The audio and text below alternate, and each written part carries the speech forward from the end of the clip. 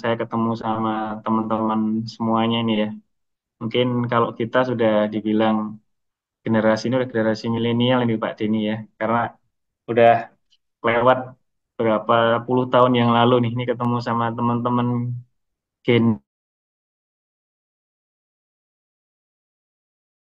yang sangat luar biasa nih. Jadi bisa jadi di kelas ini siapa tahu nih ya, dan eh, ada seseorang nanti yang suatu saat menjadi seseorang yang menjadi orang-orang yang luar biasa ke depannya ya. Bisa jadi calon presiden, bisa jadi wakil presiden dari sini nih. Luar biasa sekali. Oke, mungkin eh, izin menambahkan tadi beberapa informasi, betul seperti yang disampaikan dari Pak Denny. Mungkin kalau bercerita sedikit, Pak Denny untuk record atau foto waktunya sudah diambil, Pak Denny ya? Sudah Pak, jadi nanti ada recordnya sendiri untuk foto Oke, di bagian bawah itu ada waktunya sendiri Pak. Aman Pak? oke, Siap Pak. aman ya Pak. Biasanya untuk record gitu ya. Oke, menambahkan sedikit mungkin sejengkal pengalaman hidup saya ya, mungkin sampai saat ini. Saya lahir dari keluarga yang mungkin dibilang mampu juga sedengan juga karena saya dari kampung. Saya asli dari lahir di Jawa Tengah di desa mungkin desa Tangkisan, jarang mungkin orang dengar di Kecamatan Tawangsari.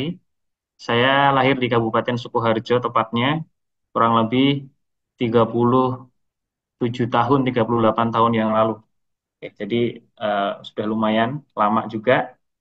Terus betul yang dibilang Pak Denny ya, saya memang sejak kecil dibesarkan di desa sampai akhirnya baru keluar dari desa itu mungkin semenjak saya mulai meninggalkan bangku kuliah ya. Kuliah masih di area Karisidenan, Surakarta dan Sukoharjo ya sampai akhirnya di 2017 selesai saya lulus dari kampus Universitas 11 Maret Solo, akhirnya saya mengambil jalan untuk bisa bekerja karena kalau zaman saya dulu itu eh, orang tua saya tidak bisa menyolahkan saya sampai selesai gitu. Jadi ya kita harus cuman sampai sekolah yang mampu, habis itu kita mau nggak mau lanjut lanjut bekerja untuk bisa menyambung.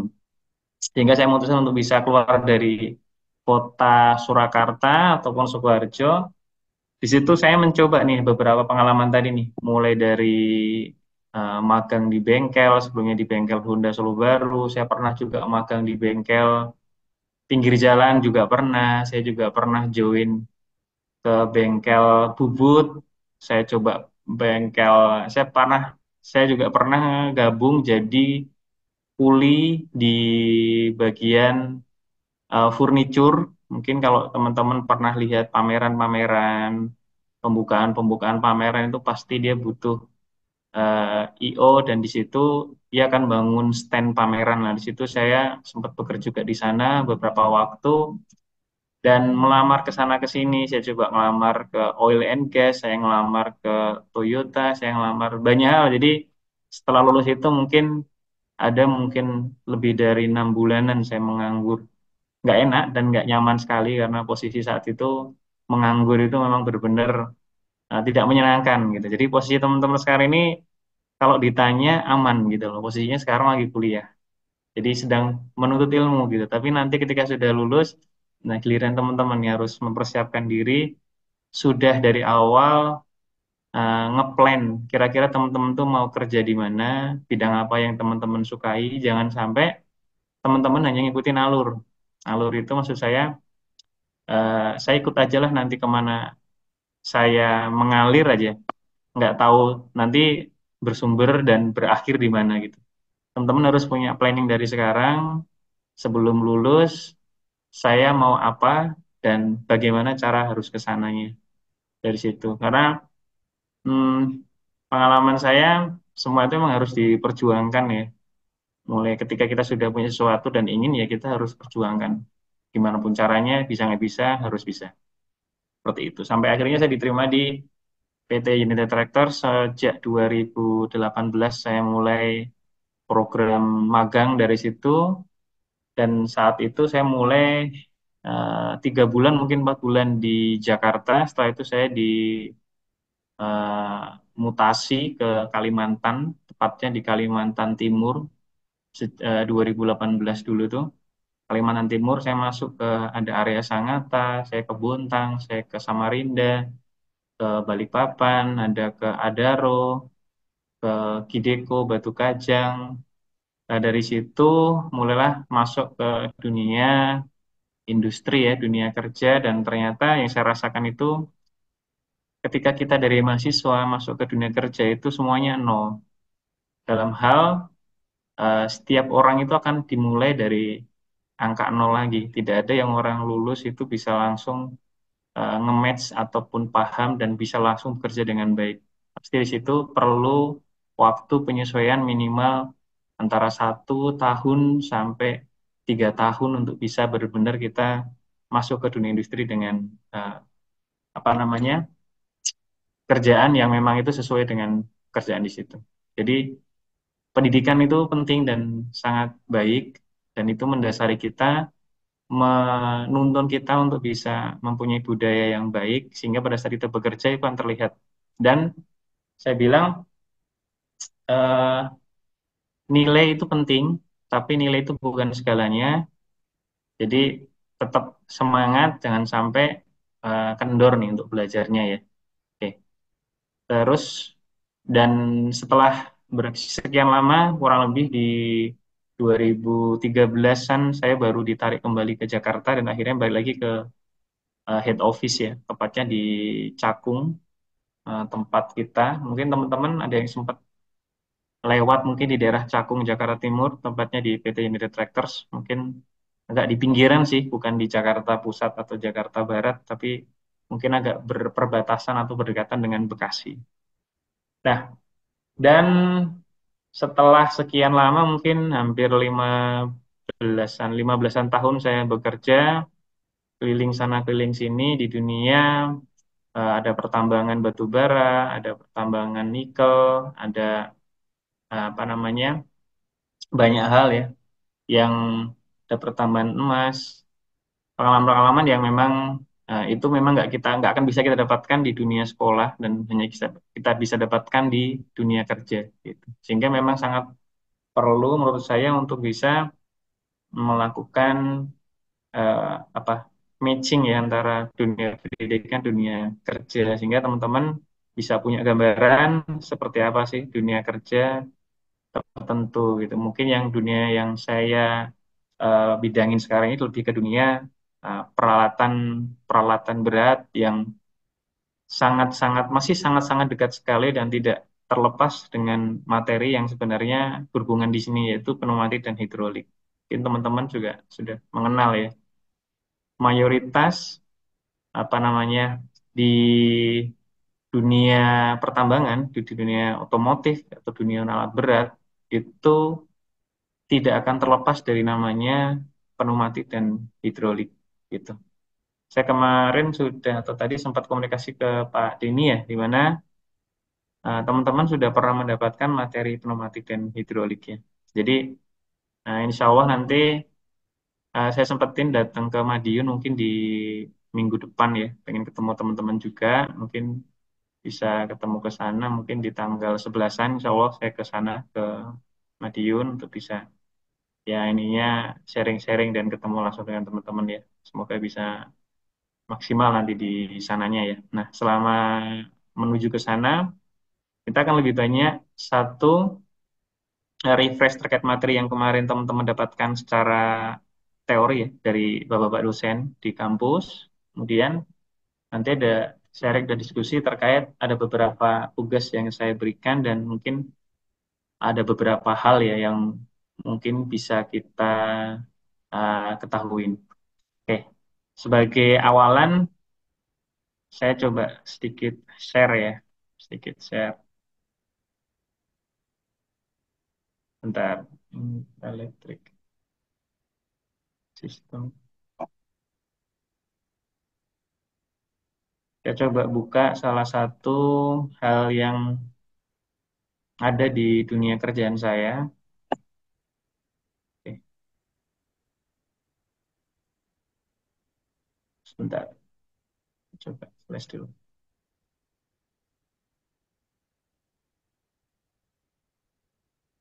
Dan kali ini.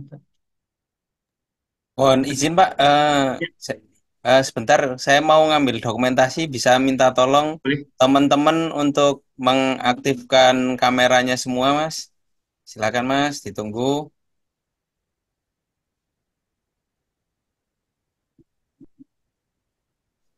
Iya Pak, Mas, yang lain ditunggu Mas. gas Pak. Ya, satu, dua, tiga. Sekali lagi, satu, dua, tiga. Siap. Baik Pak, sampun Pak, monggo dilanjutkan. Oke, Saya mohon siap, izin siap, untuk siap. Siap. off cam Mm-mm. ya Pak.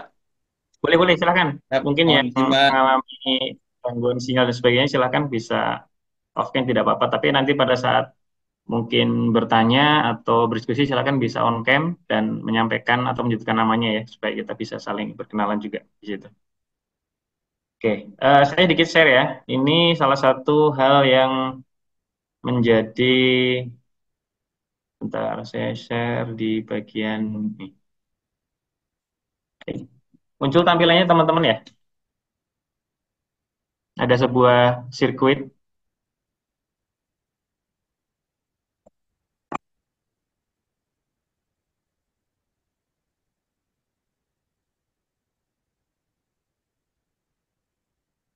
Oke, muncul. Muncul Pak. Oke, baik. Jadi ini salah satu, mungkin saya langsung loncat ke implementasi ya sebenarnya, ya. Sebenarnya nanti basic pneumatik hidrolik yang kita pelajari di kampus ini itu akan sangat bermanfaat sekali menurut saya untuk membantu teman-teman ketika nanti masuk ke dunia industri, khususnya dunia industri yang menggunakan prinsip-prinsip kerja dari pneumatik dan hidrolik. Teman-teman ketika masuk ke dunia alat berat, ke dunia otomotif, nanti ke dunia mungkin eh, bagian, mungkin sekarang kan banyak smelter, banyak pabrik-pabrik, mungkin skala besar, produksi, dan sebagainya. Itu tidak akan jauh dari pneumatik dan hidrolik. Dengan bentuk dan desain mungkin yang disesuaikan dengan kebutuhan masing-masing. Gitu. Paling umum dan paling banyak di pasaran atau di dunia kerja, tempat saya itu memang ada beberapa jenis dan beberapa merek ya, dari implementasi pneumatik dan hidrolik. Contoh nih di pneumatik sistem. Kita kenal kalau ngomong brand, itu kita bisa ketemu dengan namanya Festo. Ya mungkin teman-teman di sekolah, Festo ini sebenarnya udah umum dipakai sebagai salah satu pembelajaran standar ya yang ada di kampus ya. Dan juga biasanya dilengkapi dengan simulator dan lain sebagainya. Terus kemudian ada juga selain Festo ada Webco ya. Ada Webco juga. Jadi memang paling banyak itu dari Eropa yang apa namanya supply di pneumatik ya yang kita gunakan. Ada juga yang dari Jepang juga ada. Tapi mayoritas tergantung atau unit yang digunakan gitu kan. Karena produsen-produsen itu ngikutin pasar itu yang paling banyak di mana. Jadi jarang orang R&D itu menggunakan produk yang tidak ada sama sekali atau memang dia itu benar-benar baru. Itu umumnya dia menggunakan produk ataupun alat yang sudah ada. Contoh pada saat kita ketemu suatu unit ataupun alat, kalau boleh dibandingin dari beberapa alat tersebut, biasanya dia menggunakan beberapa brand yang sama. Walaupun brandnya sama, perlengkapannya atau alat-alatnya, namun setiap alat itu memiliki desain dan juga struktur ataupun request dari si eh, produsen itu berbeda-beda gitu. Dengan merek yang sama, bisa jadi di dalamnya, desainnya, bentuknya itu berbeda-beda. Namun yang memproduksi itu cuma satu atau dua saja dan bisa jadi sama yang produksi itu. Dan itu bisa punya perjanjian eksklusif di mana spesifikasi yang dia buat itu tidak akan dijual kepada pembeli yang lain gitu. Ketika ada pembeli yang membeli itu, itu sudah menjadi hak patennya si yang pemesan di awal. Oke, ini saya tunjukin salah satu sirkuit diagram. Teman-teman di sini bisa memahami kira-kira dari gambar ini, kira-kira ini sirkuit diagram apa, teman-teman? Boleh salah satu open open mic,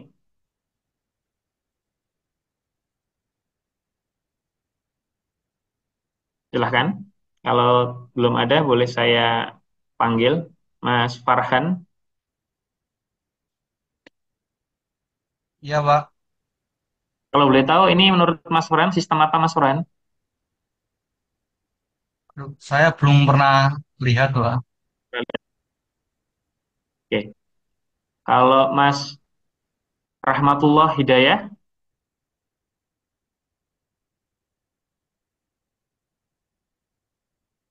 pernah lihat hal seperti ini?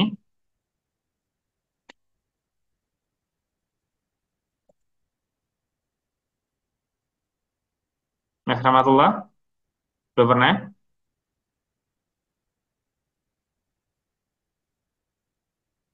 Mas Rahmatullah Hidayah, monitor, terdengar suara saya?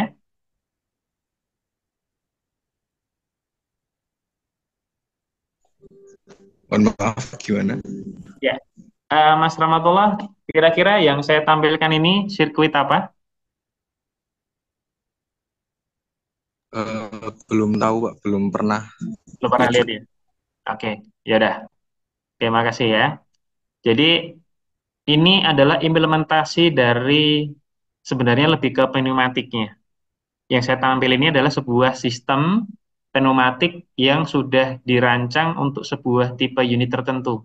Mungkin saya sebut tipe unitnya, ini contoh di unit Scania, produk dari Swedia, Eropa.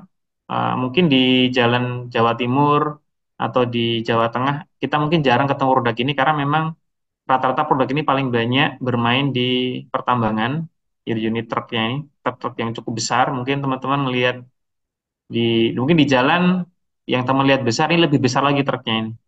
Ini bentuknya dump truck ya, truk-truk dump truck ataupun nanti trailer, di mana muatannya itu berkisar di atas 25 ton ke atas muatannya. Jadi cukup besar truknya ini, muatan cukup besar. Nah, sistem truk itu untuk sistem braking system, kemudian untuk sistem apa namanya eh, suspensionnya bisa menggunakan pneumatik juga. Cuman kalau di truk, di tambang kita nggak gunakan. Itu biasanya di truk-truk yang mungkin di dalam kota ataupun di bus kita baru menggunakan suspension yang dengan udara pneumatik sistem. Terus nanti untuk mengontrol powertrain atau kalau mungkin teman-teman kenal transmisi atau gearbox itu juga menggunakan sistem pneumatik. Jadi kalau kita bayangkan mobil-mobil saat ini kan dia menggunakan lever ya. Teman-teman kalau pindah gigi mobil, di bawahnya ada namanya struktur linkage. Linkage itu gambaran dari lever yang kita gerakkan.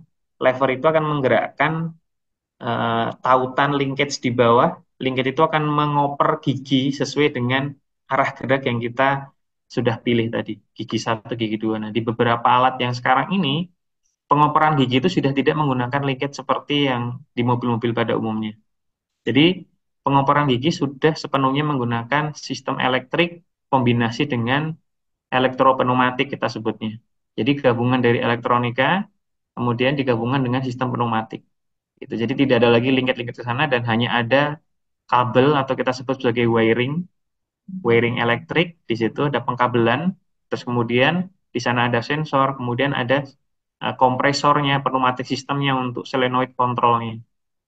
Nah, selain itu juga dia juga digunakan juga untuk kayak contoh suspensi operator seat. Jadi kursinya operator karena di kondisi itu cukup kurang nyaman jalannya ya. Sorry, suaranya ada balik, ada suara noise, aman ya? Oke. Nah, suspensi operator seat itu juga digunakan sistem pneumatik.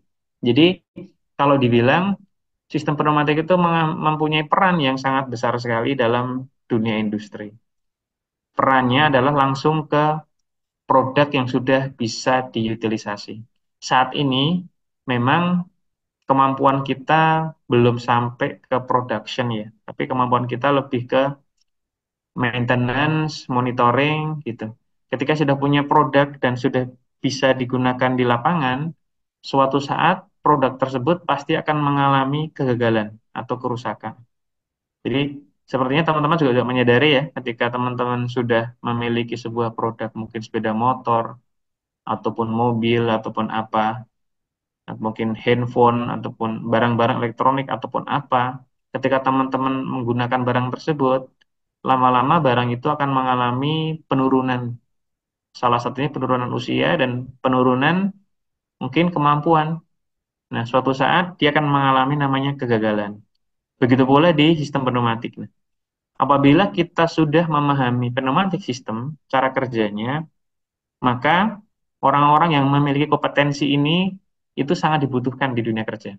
Jadi kalau saya bilang, ketika saya wawancara ada karyawan baru ataupun anak baru yang masuk, contohnya, maka salah satu faktor yang saya perhitungkan adalah kemampuan dia dalam melogikakan, dalam memahami sebuah sistem ketika dia sudah masuk ke user atau kita akan rekrut sebagai siswa atau peserta. Jadi logika-logika dalam pneumatik itu akan membantu dan secara di lapangan itu memang sangat bermanfaat sekali. Gitu. Teman-teman akan mudah menyelesaikan sebuah masalah yang ada di lapangan. Karena di dunia kerja itu sebenarnya di sekolah atau kampus pun sudah dimulai ya. Ibarat gini, teman-teman masuk, teman-teman akan dikasih tugas dari bapak dosen dan teman-teman harus menyelesaikan. Tapi tugas tersebut mungkin waktunya, tekanannya itu masih belum dirasakan sama teman-teman ya. Dan mungkin teman-teman baru akan tertekan ketika mendekati sidang skripsi, pengajuan proposal, seperti itu baru akan merasa tertekan karena diburu waktu. Seperti itu ya. Tapi kalau dunia kerja, setiap masalah yang ada temui di lapangan itu semuanya diburu waktu dan memiliki pressure dan tekanan yang luar biasa. Jadi, teman-teman dengan kemampuan salah satunya pneumatik hidrolik itu biasanya akan lebih cepat ketika mendapatkan masalah seperti yang stabil di sini. Jadi biasanya ini contoh nih ya dari sini. Saya mengalami kendala di lapangan, unit saya itu tidak bisa berpindah gigi. Contoh. Nah, pertanyaannya saya, unit itu harus segera bekerja. Ketika tidak bisa bekerja unit tersebut, maka teman-teman akan kena marah. Seperti itu. Performa teman-teman akan menjadi jelek di lapangan. Yang kita inginkan ketika unit itu rusak, teman-teman harus bisa segera menyelesaikan masalahnya. Nah, kita tidak akan bisa menyelesaikan masalah dengan sistem yang tadi saya sebutin jika kita tidak memahami apa itu. Nah, ketika kita sudah masuk ke gambar ini, kita bisa melihat kira-kira dari bagian mana yang kemungkinan besar itu mengalami masalah. Seperti itu. Kita masuk ke tahap namanya analisis. Nah, dengan kemampuan itu, otomatis problem yang di lapangan bisa kita cepat dapatkan. Simbol saya kira general ya, teman-teman di kampus kemarin, di online, atau mungkin di kelas sudah pernah mendapatkan gambar 7B, 7F, karena ini simbol atau diagram simbol ini adalah general. Itu berlaku untuk eh, dunia, bukan hanya di salah satu produk saja, tapi itu bisa dipakai di unit manapun. Karena ini berlakunya general, umum. Gambar seperti ini. Setiap bentuk simbol-simbol ini itu memiliki maksud dan tujuan. Nah, pada saat kita di lapangan, saya cukup membawa gambar ini untuk digunakan membimbing saya menemukan masalahnya itu ada di mana. Gitu. Jadi kita nanti next-nya, setelah kita memahami pneumatik, advance-nya itu teman-teman nanti bisa melakukan analisis target tertingginya nanti itu teman-teman bisa melakukan analisis, setelah itu improvement dari hal terkait di lapangan seperti itu. Jadi contohnya nomor 3. Nomor 3 teman-teman ini gambar apa? Nomor 3. Saya perbesar lagi. Nomor 3 seperti ini. Simbol apa teman-teman di pneumatik? Kompresor, Pak. Siapa tadi yang jawab? Yang menjawab siapa tadi?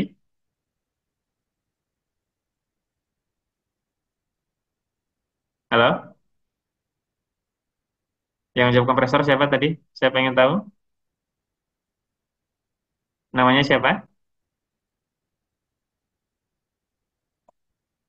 Halo, suara saya terdengar? Suara saya tuh cukup jelas ya, suara saya. Tidak kecil kan ya? Tidak. Jelas, Pak. Cukup keras ya. Baik. Betul ya. Itu gambar kompresor. Cuman teman-teman, bentuk kompresor di lapangan itu berbeda-beda.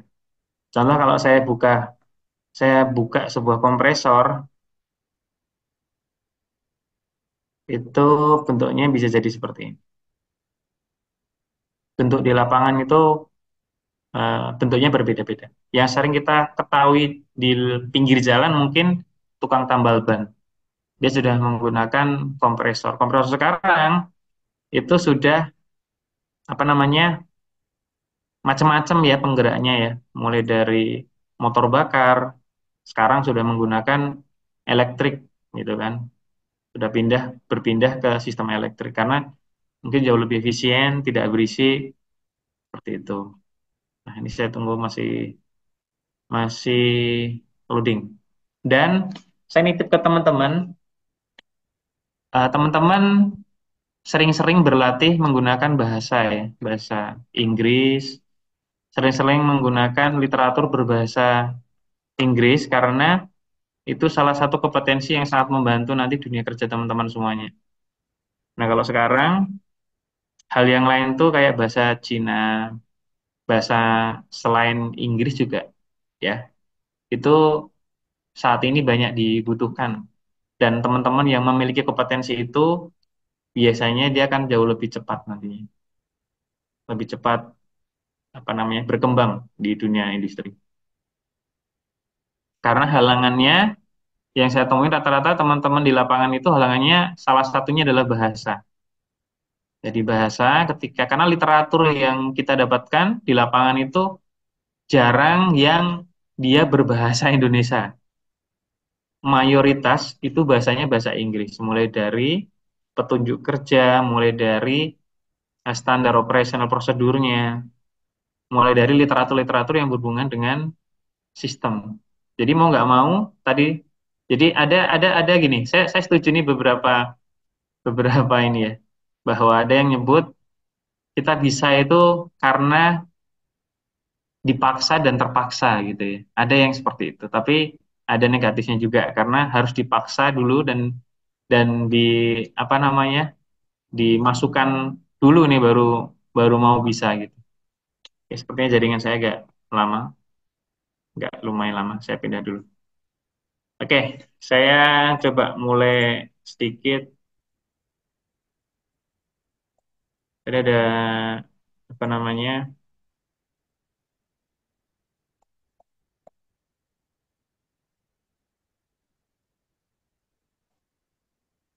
materi, mungkin refresh sedikit dari materi yang sudah teman-teman dapatkan ya.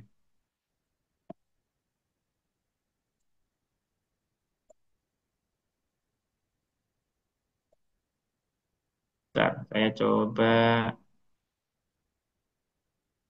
aduh.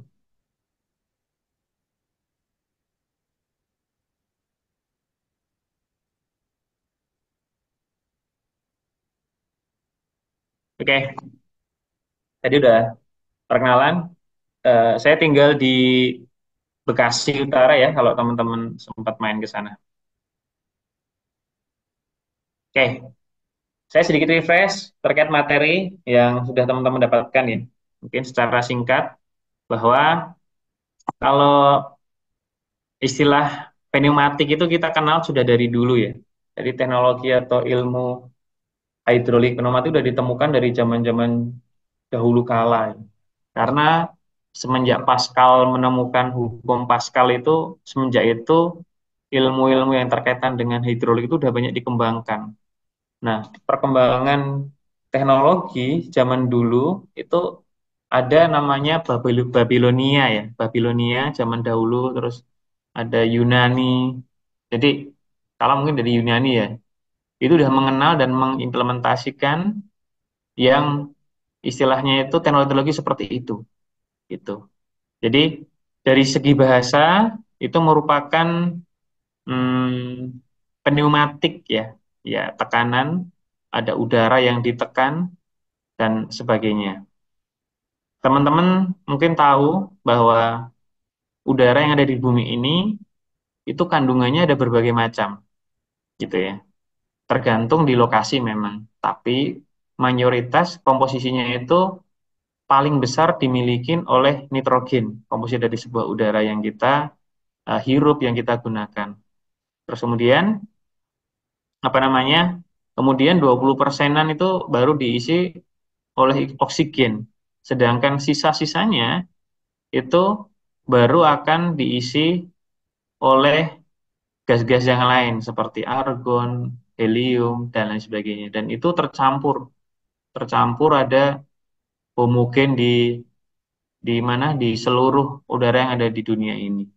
Seperti itu. Dan salah satu keuntungan pneumatik apa sih? Yaitu sumbernya. Sumber udara itu sangat mudah didapatkan, sangat besar dimanapun bisa kita dapatkan. Seperti itu. Nah, tapi ada minusnya juga. Minusnya apa? Salah satunya. Kemampuan di pneumatik udara itu juga memiliki kandungan-kandungan yang sebenarnya itu sifatnya mungkin bisa merusak komponen sendiri. Jadi komponen pneumatik ketika dipakai di lapangan itu umumnya akan mengalami degradasi tadi. Yang sering saya temui di lapangan itu banyak hal gara-garanya apa? Kotoran. Kotoran atau kita sebut sebagai kontaminasi dari luar. Kontaminasi dari luar yang masuk ke dalam sistem pneumatik itu sifatnya sangat merusak. Sehingga komponen-komponen pneumatik itu bisa mengalami kegagalan yang signifikan. Dari mulai usianya pendek, yang paling parah adalah accident gara-gara sebuah sistem tidak bekerja dengan benar. Itu tidak bekerja sebuah sistem itu kalau kita lakukan investigasi jangan sampai ditemukan gara-gara sistem yang gagal. Nah, itu berarti kalau di dunia pertambangan bisa kena SP besar itu. Bahkan bisa kita dikeluarkan dari lokasi itu area. Kalau memang uh, investigasinya ngarahnya ke salah satu pekerjaan yang berhubungan dengan kita. Gitu. Nah, berarti sifat-sifatnya itu akan ngikutin hukum-hukum yang terkait dengan udara. Cuman di pneumatik hidrolik kita tidak akan fokus bahas ke perhitungannya bagaimana, ke hukum mungkin aliran fluida itu bagaimana. Itu di mata kuliah yang lain ya yang akan dibahas. Dan di dunia pekerjaan, dunia kerja itu memang tidak sepenuhnya ilmu yang kita dapatkan di kampus itu bisa terimplementasi seperti saya bilang di awal tadi. Hanya ada beberapa yang memang itu bisa langsung digunakan, tapi ada beberapa hal dan banyak itu harus kita sesuaikan terlebih dahulu. Tuh. Kemampuan Excel, nah itu sangat penting teman-teman. Silahkan kuasai kemampuan Excel, kemampuan Word, terus membuat presentasi, berpresentasi. Itu sangat penting di dunia kerja. Nah itu salah satu alat yang sangat bermanfaat buat teman-teman nanti. Selain bahasa Inggris tadi. Oke, berikutnya. Nah, aplikasinya banyak ya. Saya tadi umumnya pneumatik ini digunakan kalau di komponen itu lebih ke tenaga dorongan gitu ya. Dengan tekanan yang dibangkitkan tersebut dan diarahkan ya, arahnya diatur, jumlah tekanannya diatur, flow-nya diatur sehingga mendapatkan kerja yang kita inginkan. Nah, kerja yang kita inginkan itu menjadi salah satunya contoh buat robot pneumatik bisa di pabrik, robot yang untuk mensortir buah, robot untuk mensortir produk yang NG, menggeser produk sesuai dengan volume, bentuk, dan sebagainya. Nah, aktuator di produk itu, di mesin itu, umumnya menggunakan sistem pneumatik. Gitu. Tidak menggunakan hidrolik, karena apa? Hidrolik kalau dipakai di pabrik seperti itu, yang kalau hidrolik itu umumnya dipakai adalah tenaga. Gitu. Kalau memang butuh tenaga, ya baru dia menggunakan sistem hidrolik. Tapi kalau seperti kayak pabrik gitu ya, dan pneumatik jauh lebih bersih dibandingkan dengan oli. Kalau hidrolik atau oli cenderungnya dia kotor. Kotor itu apa? Kebocoran olinya, rembesan olinya itu dampaknya pasti akan kotor di lapangan. Oke. Nah, kinerja dari si sebuah pneumatik tersi, outputnya yaitu menggerakkan sebuah komponen solenoid. Kalau di sistem yang saya tampilin tadi, endingnya itu ngerem, teman-teman. Jadi roda yang bergerak di unit itu direm. Yang kedua, transmisi digeser. Yang ketiga, clutch itu ditekan. Dan banyak hal yang berhubungan dengan tekanan udara. Jadi arahnya akan ke sana. Gitu. Nah, banyak banget produksi-produksi. Kalau mungkin teman-teman sempat study tour ke beberapa pabrik ya, mungkin yang manufaktur motor, mobil, ataupun makanan, nah itu ya, makanan atau elektrik, kita akan banyak banget ketemu dengan pneumatic system, kontrol sistemnya, otomatisasinya gitu, PLC dan banyak hal yang apa namanya itu digunakan di dunia industri. Oke, alasan yang berikutnya tadi kan saya sebutin udara. Memang sangat mudah didapatkan, tetapi tadi banyak udara itu tidak langsung bisa dipakai gitu. Ketika di lapangan ada debu, nah udara yang berdebu itu nggak mungkin bisa pakai, karena debu itu akan menjadi saya sebut tadi kontaminasi. Kontaminasi ketika masuk ke dalam sistem udara pneumatik, yang terjadi apa? Komponen kita akan mengalami keausan bahkan kerusakan yang parah. Gitu. Dan mungkin teman-teman eh, apa namanya harga komponen itu sangat mahal ya teman-teman ya. Mungkin satu satu unit truk itu harganya bermiliar-miliar itu. Spare partnya satu buah kompresor itu harganya bisa di atas 25 juta satu biji. Untuk komponen bagian aktuator dari pneumatik sistemnya itu harganya satu biji barang kecil aja. Itu 800.000, 1 juta, 5 juta gitu. Sehingga ketika kita tidak bisa menjaganya, merawatnya, kita akan mengalami kerugian yang sangat besar sekali. Karena prematur. Gitu. Nah, mungkin teman-teman kalau punya motor nih, kalau zaman zaman saya dulu masih sekolah itu modelnya gini teman-teman. Motor itu filternya kita lepas, ya. Jadi motor kita lepas filternya, sehingga yang kita dapatkan apa? Suaranya mantap, terus kita ngerasa tenaganya mantap, banyak ya. Tapi itu adalah sebenarnya merusak motor kita sendiri gitu, karena kontaminasi tadi udara masuk ke dalam sistem. Di pneumatik juga sama. Ketika filternya atau udara yang masuk tidak disaring dengan baik, maka kotoran yang masuk ke dalam itu akan menyebabkan kerusakan yang parah di sistem kita. Gitu. Berikutnya, prinsip kerjanya paling mudah, udara di luar ini kan sebenarnya bertekanan ya. Udara di kita ini bertekanan. Kalau saya contohkan itu, kalau kita ngelihat ikan ya, ikan dalam sebuah akuarium, kita itu sebenarnya juga sama. Tapi bukan di dalam air ya, tapi di udara. Karena kita kayak ikan juga, kita masuk ke dalam akuarium, kalau ikan kan akuariumnya isinya air, fluidanya itu air. Kalau kita di bumi, fluidanya itu ya udara ini. Jadi kita itu di sekeliling kita itu kayak kita tenggelam di dalam udara. Makanya di mana-mana ada. Sehingga udara yang bertekanan ini, yang kecil, tergantung ketinggian ya. Jadi ada hubungan ketinggian dengan tekanan udara gitu. Nah, udara yang ada di luar kita ini belum bisa kita manfaatkan untuk kerja. Kita harus membangkitkan tekanan tersebut ya supaya udara ini mampu bekerja sehingga perlu nanti namanya alat untuk menghisap dan menekan yaitu kompresor. Kemudian supaya tekanannya itu bisa dimanfaatkan dalam kurun waktu tertentu, udara itu harus disimpan. Nah, satu sifat yang lain dari udara itu bisa dikompresi. Itu sifat-sifatnya. Jadi kita mungkin pernah atau udara di sebuah tabung itu bertekanan atau tidak. Ketika bertekanan itu sudah dikompres dengan tekanan tertentu dan ketika jumlahnya ditambah tambah terus jumlah udara semakin tinggi karena semakin padat molekul udara di situ, tekanan akan naik. Nah, ketika udah tersimpan, maka itu baru kita bisa manfaatkan. Buat apa? Diarahkan ke aktuator. Dan jangan salah ya, udara itu bisa juga berbahaya. Di kasus yang mungkin tahun 2024 ini, 2023 akhir, kalau salah 2024 itu sempat terjadi nih. Salah satu kecelakaan fatality di pertambangan, gara-garanya apa? Udara. Gara-gara udara di ban meletus. Satu orang mekanik meninggal. Jadi tidak sembarangan ya. Ketika sebuah sistem itu sudah bertekanan, harus safety yang diutamakan. Jadi jangan jangan bekerja tanpa safety ya. Karena yang pertama di dunia kerja itu pastikan safety Anda, safety teman-teman itu sudah benar gitu.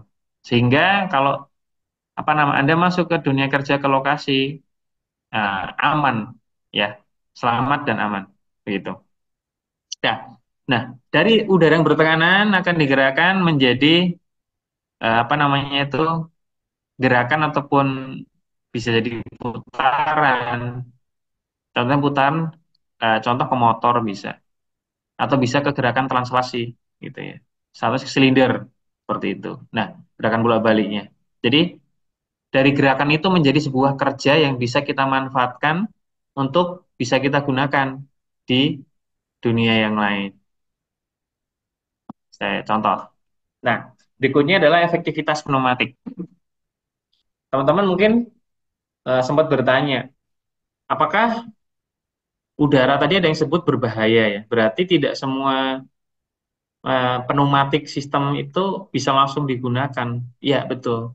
Kita kenal namanya efektivitas atau optimalisasi. Ketika itu tidak dipenuhin, sebenarnya yang kita manfaatkan tadi nggak maksimal gitu loh.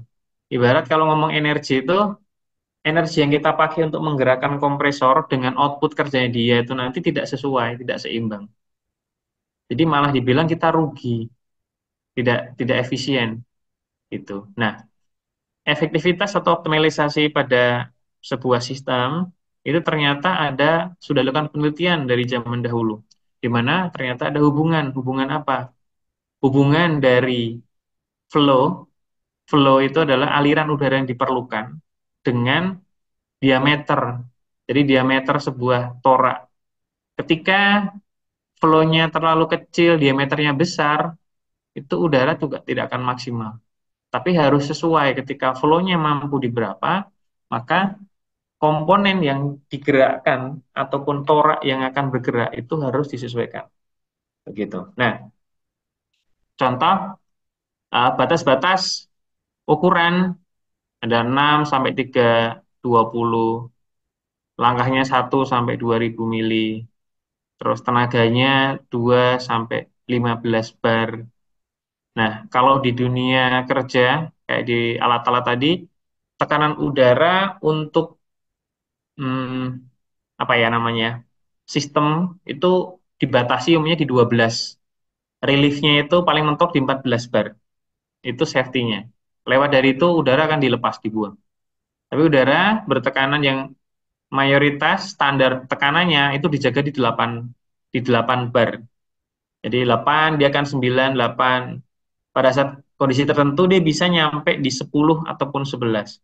12 ketika nyampe di 14 akan cut off, dimatiin sistemnya karena itu berbahaya sudah nggak sudah nggak efektif lagi tuh. Jadi udaranya akan dibuang.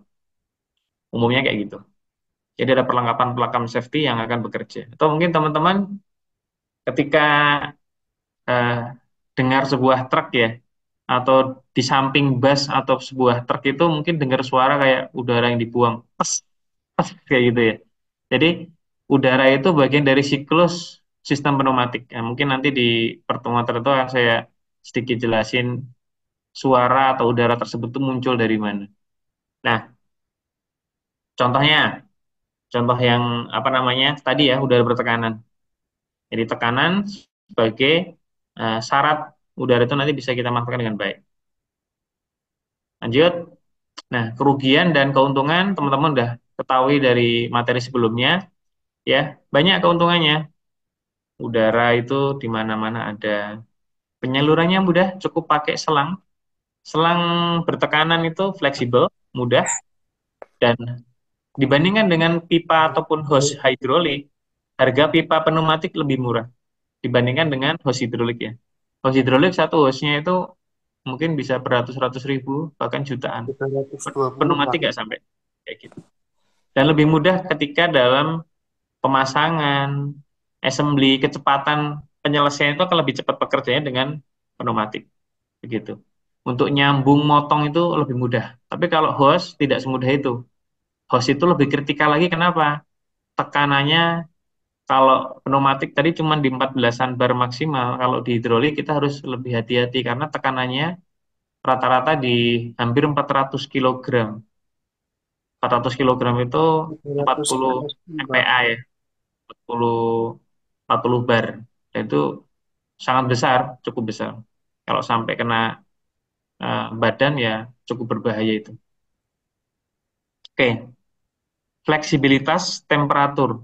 Jadi sifat udara pasti ketika kena panas dia akan memuai, pasti ada itu. Ya, jadi apa namanya? Dia fleksibel terhadap temperatur. Aman gitu ya. Karena memang udara lawan bocor, betul. Kekurangannya itu rawan bocor, kebocorannya ya, karena udara bertekanan. Tapi ketika dia bocor, bocornya itu tidak menyebabkan hal yang lain. Contoh kalau bocor pneumatik, paling udara yang keluar, ngosos, ngos gitu aja.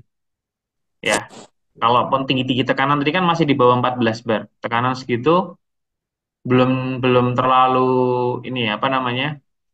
Belum terlalu kalau kena kulit, tapi kalau dia nerpa benda lain dan terbang kena kita ya itu berbahayanya di situ. Tapi dia tidak akan menyebabkan kayak contoh kebakaran gitu ya, atau konslet karena sifatnya dia bukan sifat konduktor. Tapi kalau kita lihat di hidrolik, ketika terjadi kebocoran, ini saya punya cerita satu kasus di pertambangan, unit mungkin harganya di atas 10 M, 10 miliar dipakai kerja, ada satu kesalahan. Kesalahan apa? Kesalahan itu hostnya yang dipasang itu tidak sesuai dengan spesifikasi. Salah satu host hidroliknya. Yang terjadi apa? Pada saat dipakai kerja, hostnya itu pecah. Pecahnya host hidrolik menyebabkan oli bertekanan itu nyembur kemana-mana. Nah, nyemburnya itu ternyata ngenain material exhaust atau knalpot kita sebut exhaust ya, exhaust system. Exhaust system yang sedang membara dikasih oli yang sedang bocor tadi. Yang terjadi apa? Unitnya kebakar. Gitu. Berbeda dengan pneumatik. Ketika pneumatik bocor tadi, udara itu tidak sampai seberbahaya kayak hidrolik tadi. Gitu. Jadi aman, bersih pasti ya. Jadi udara di sekitar kita bersih karena kita nafas belum belum perlu beli oksigen ini kan, belum ada kecuali pas COVID kemarin ya, pas COVID kemarin. Nah ini saya ada unik ini. Kenapa waktu dulu itu orang COVID itu banyak nyari tabung oksigen ya?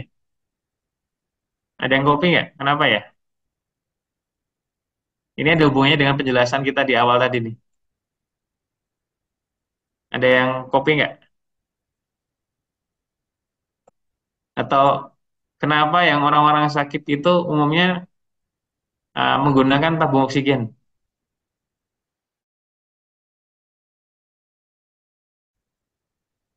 Mungkin berkaitan dengan karena tadi. rasio Hmm? Karena rasio apa?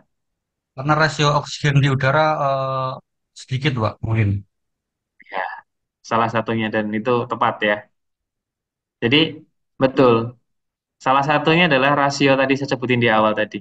Kandungan oksigen di alam itu Oksigen itu cuma sedikit 20% saja.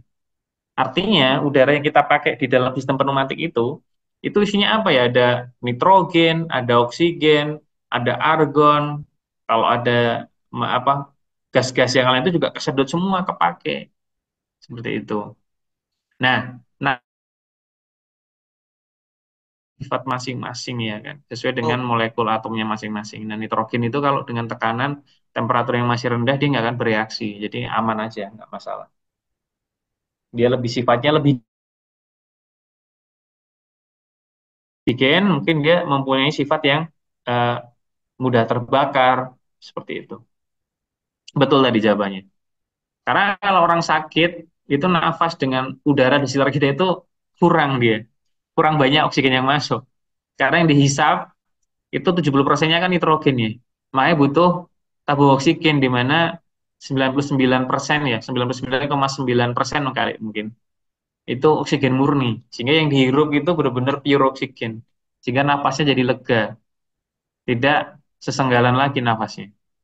Itu salah satu apa namanya? Alasan kenapa zaman COVID dulu oksigen sangat diperlukan sekali itu sampai habis stoknya. Gitu. Nah, sekarang aman. Dengan kemampuan kita bernapas ini, kita cukup dengan oksigen 20% itu udah cukup 20 persentasenya. Nah, dan itu bersih, ya, rata-rata masih bersih. Karena nanti harus ada sistem yang menyaring ya, udara yang masuk ini langsung masuk semuanya. Oke, terus pemindahan daya dan kecepatan sama udah diatur, gitu. Jadi kecepatan ya, itu kan satuannya jarak per waktu ya, persatuan waktu. Dengan penggunaan pneumatik, kita itu bisa mengatur. Pada saat kita membangun sebuah sistem nanti, contohnya teman-teman bangun sistem kayak alat mendorong komponen dan dia didorong dengan durasi itu setiap sekian detik dia dorong. Nah, teman-teman bisa mengatur kecepatan silindernya. Oh, setiap meter itu bisa diatur. Karena kelebihan tadi tuh, ini kompresibel banget. Jadi kalau tekanannya dihambat nggak masalah dia, mampu dia. Terus motor ataupun putaran itu bisa sangat tinggi sekali, sampai 450 30 ribu RPM itu saya kira udah sangat tinggi sekali. Turbo aja mungkin nggak sampai secepat itu ya di kendaraan-kendaraan umum yang mungkin di mobil-mobil khusus, spek khusus itu sangat mungkin. Terus dapat disimpan. Nah, penyimpanannya itu tidak memerlukan kayak hal yang khusus disiapin ya, cukup disiapin tabung aja dengan standar spek yang tertentu, maka tekanan tersebut bisa disimpan di dalam tabung tersebut dan mampu kita gunakan sampai tekanan itu drop. Kayak tukang tambal ban di pinggir jalan itu dia udah menggunakan salah satu prinsip pneumatik ya yang diimplementasikan di lapangan. Di dunia kerja sekarang bahkan pneumatik kita gunakan untuk alat ya alat bantu. Contohnya apa? Teman-teman kalau ngelepas bolt yang segede-gede tangan saya ini itu nggak mungkin pakai tangan, langsung dengan tangan. Jadi kita harus pakai alat bantu. Jadi sudah ada alatnya untuk bantu buka boltnya. Dan beberapa alatnya, contohnya impact, contohnya itu menggunakan sistem pneumatik. Gitu. Jadi kebermanfaatannya luar biasa. Salah satu kerugiannya ya kandungan oksigennya itu kan 20% walaupun 20%, tapi kan udara punya namanya sifat kelembaban. Ya.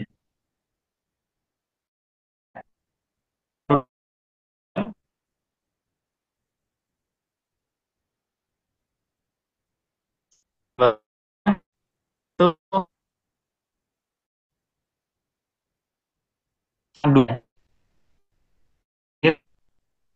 ya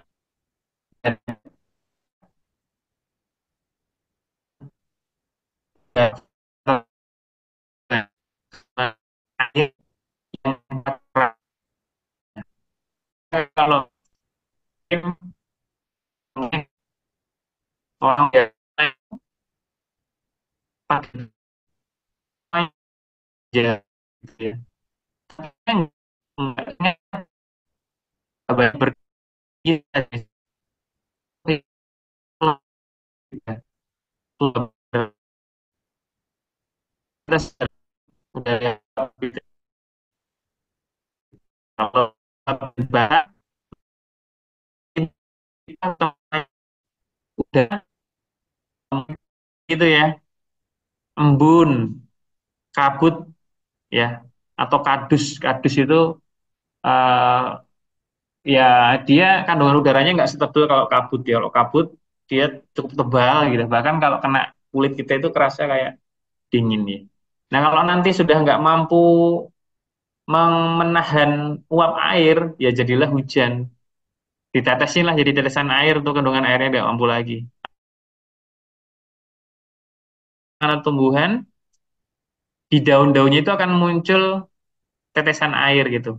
Kayak basah lah, itu basah itu adalah akibat dari uap air yang dikandung dalam udara, dan udara tersebut bertabrakan dengan daun-daunan sehingga daun-daunnya akan basah.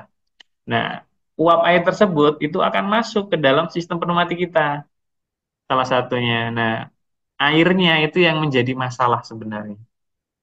Nah, ketika udah masuk ke sistem, airnya itu kalau nggak dibersihkan, nggak dikurangin jumlahnya, pasti pneumatik sistem kita itu nggak akan tahan lama.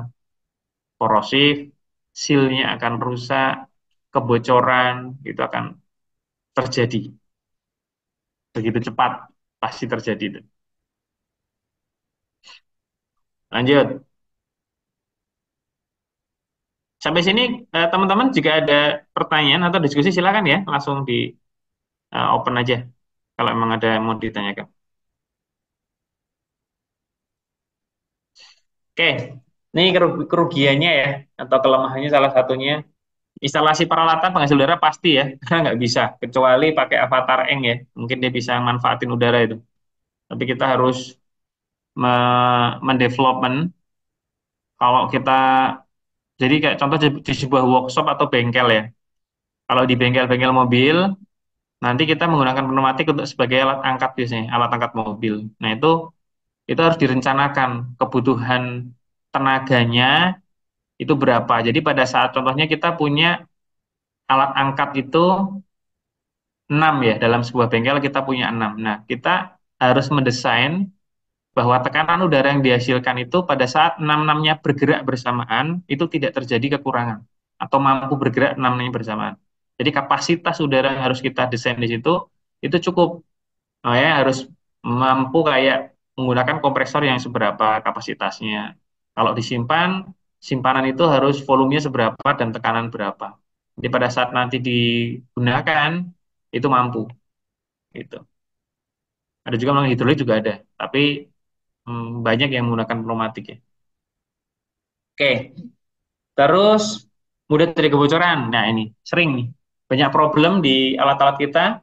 Kan alat-alat kita kan masuk ke lumpur-lumpur ya, masuk ke batu-batuan, ke tanah lumpur. Nah, seringnya itu karena lumpur itu pada saat dia sudah kering, dia itu akan mengeras kayak membentuk tanah yang menggumpal gitu ya.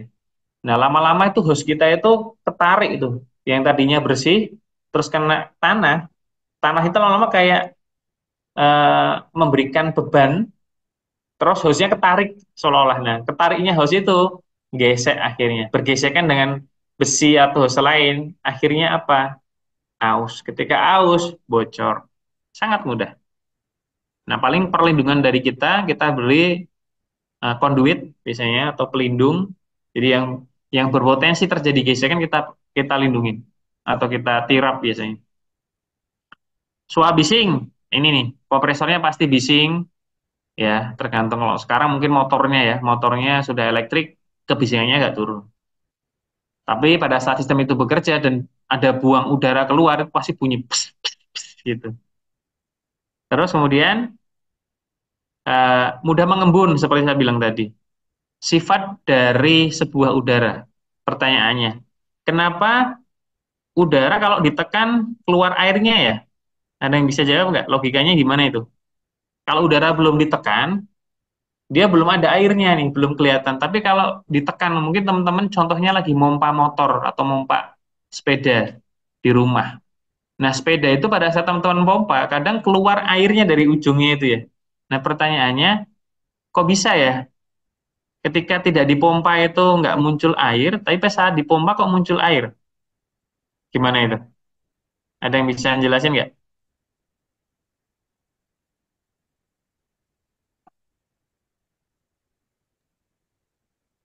Mungkin karena eh, kandungan air di udara terkompresi, Pak. Jadi bergabung. Terkompresi ya.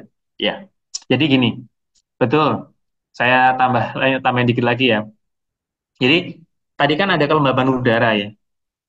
Udara itu kelembabannya atau humidity itu beda-beda. Nah, macam-macam ada absolute humidity, ada mixture humidity, ada banyak gitu, ada specific humidity, ada banyak klasifikasi kita menyebut sebuah kelembaban. Nah, ketika udara di luar itu sudah mempunyai tingkat kelembaban tertentu, terus kita kumpulkan dengan cara dihisapkan dengan kompresor, ibarat volume yang begitu luas di luar, sekarang dijadiin satu volume yang lebih kecil. Molekul-molekul udara tadi kan menyimpan molekul air di dalam udaranya. Nah, pada saat kita kompres jadi satu, nah ruangannya yang begitu besar jadi kecil. Sehingga molekul itu makin lama makin padat, padat, padat, padat, sehingga yang tadinya hanya butiran kecil sekali ketemu sama uap air yang lain, sehingga jadilah tetesan air. Gitu. Nah, umumnya itu akan cenderung akan terjadi lebih tinggi ketika apa? Kita berada di temperatur yang contohnya tinggi, gitu. Itu akan cenderung terjadi. Terus apa namanya di daerah-daerah yang mungkin dingin, pegunungan-pegunungan gitu ya, dia akan muncul kabut dan sebagainya. Nah, pengembunan itu yang menjadi kerugian atau kelemahan. Sampai saat ini kerusakan beberapa yang terjadi itu gara-gara air. Gitu. Jadi musuhnya itu air ini harus kita buang, air harus kita hilangkan. Tapi masa sih kita mau bilang saya punya produk, tapi hanya boleh dijalankan di Arab, kan nggak bisa dong. Kita harusnya dijual di Indonesia. Nah, cara apa yang kita lakukan? Yaitu dengan cara gimana udara yang masuk, walaupun dipakai di Papua, dipakai di Sumatera, dipakai di Jawa, Kalimantan, Sulawesi, itu tetap oke unitnya.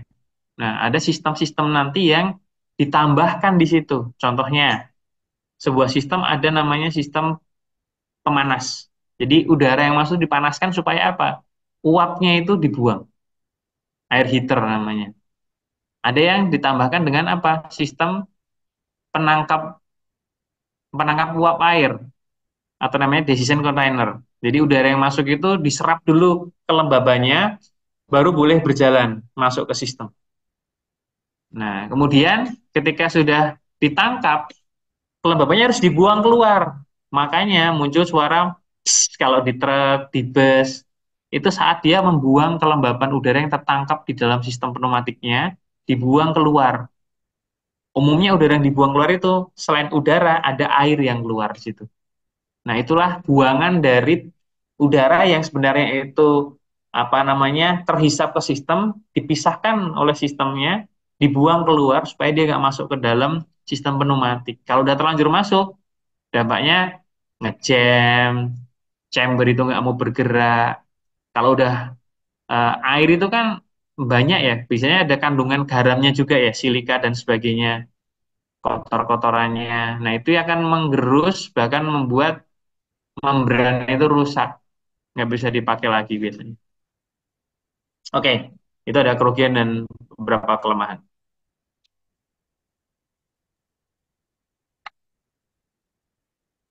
Oke. Ini ya secara garis besarnya lah ya, mulai dari energi, energi ultra bertekanan kompresor pastinya simbolnya seperti ini, seperti yang saya tampilin tadi, ada bulat, terus ada tanda panahnya. Kemudian ada diarahkan, berarti harus ada yang eh, pengarah atau inputnya bagaimana, kontrolnya harus dikontrol apa, bisa dengan elektrik ya, solenoid umumnya ya, bisa dikontrol secara manual, bisa dengan button tombol, bisa dengan lever, atau bisa dengan diinjak, atau dengan tuas, banyak hal yang bisa digunakan, atau roll gitu. Terus kemudian harus ada yang memproses. Ketika mendapatkan sinyal, harus ada yang memproses supaya dia menjadi sebuah gerbang kontrol yang bisa digunakan. Contohnya, gerbang nanti AND atau OR atau NOR dan sebagainya. Baru dari situ masuk ke kartu pengendali sinyal. Nah, dari situ selesai baru menuju ke aktuator dan bisa digunakan untuk bekerja. Jadi, dia bisa digunakan untuk bekerja kayak contohnya menggerakkan silinder, menggerakkan apa, seperti itu.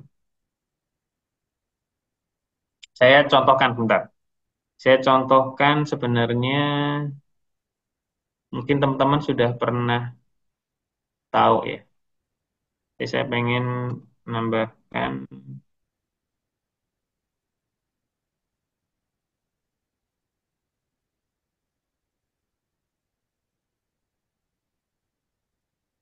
screen 2 share. Bentar.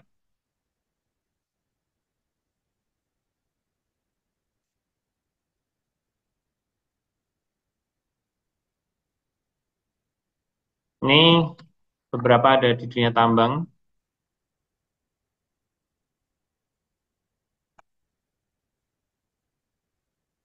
Saya coba share biar teman-teman copy juga tempat saya bekerja di mana. Bentar, saya biar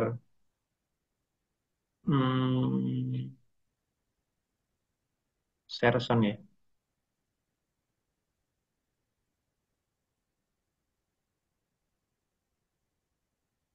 Nah, ini contoh.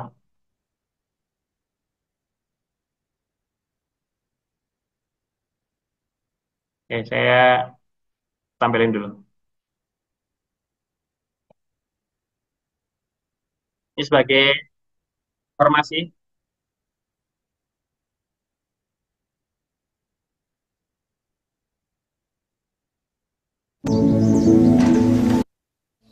Ya.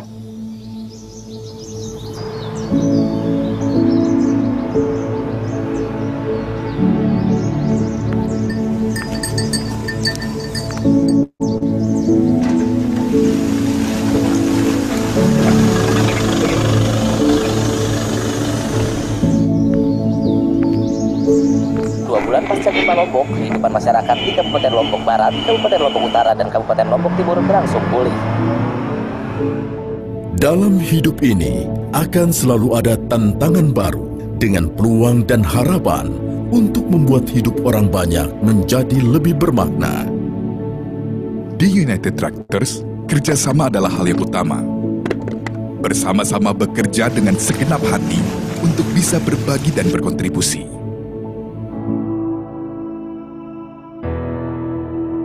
Meskipun berasal dari latar belakang beragam, kami mewujudkan tujuan yang sama, yakni mengabdi untuk negeri.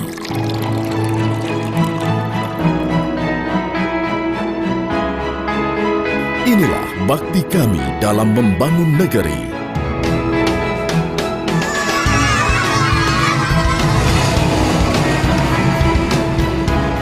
United Tractors, perusahaan distributor alat berat terkemuka di Indonesia, berdedikasi untuk menjadi mitra usaha yang dapat memberikan solusi terbaik, menjunjung tinggi kerjasama dalam sinergi demi mencapai keberhasilan bersama.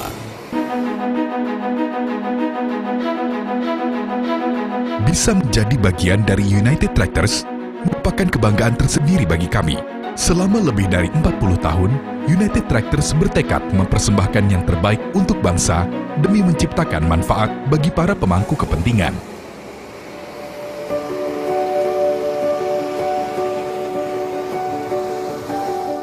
United Tractors hadir dalam menjawab tantangan di bidang distribusi alat berat untuk berbagai sektor di Indonesia, seperti sektor konstruksi,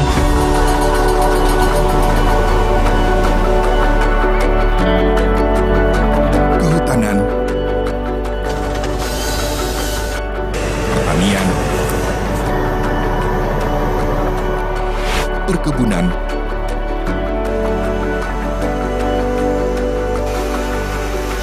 transportasi,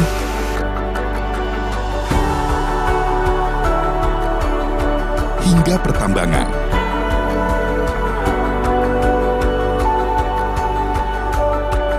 Kami berkomitmen untuk memberikan yang terbaik dengan menghadirkan produk-produk dari merek ternama dunia, yaitu Komatsu, UD Trucks, Scania,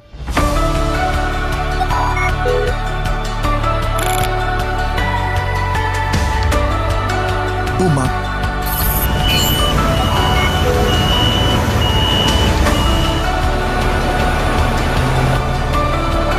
dan Tadano.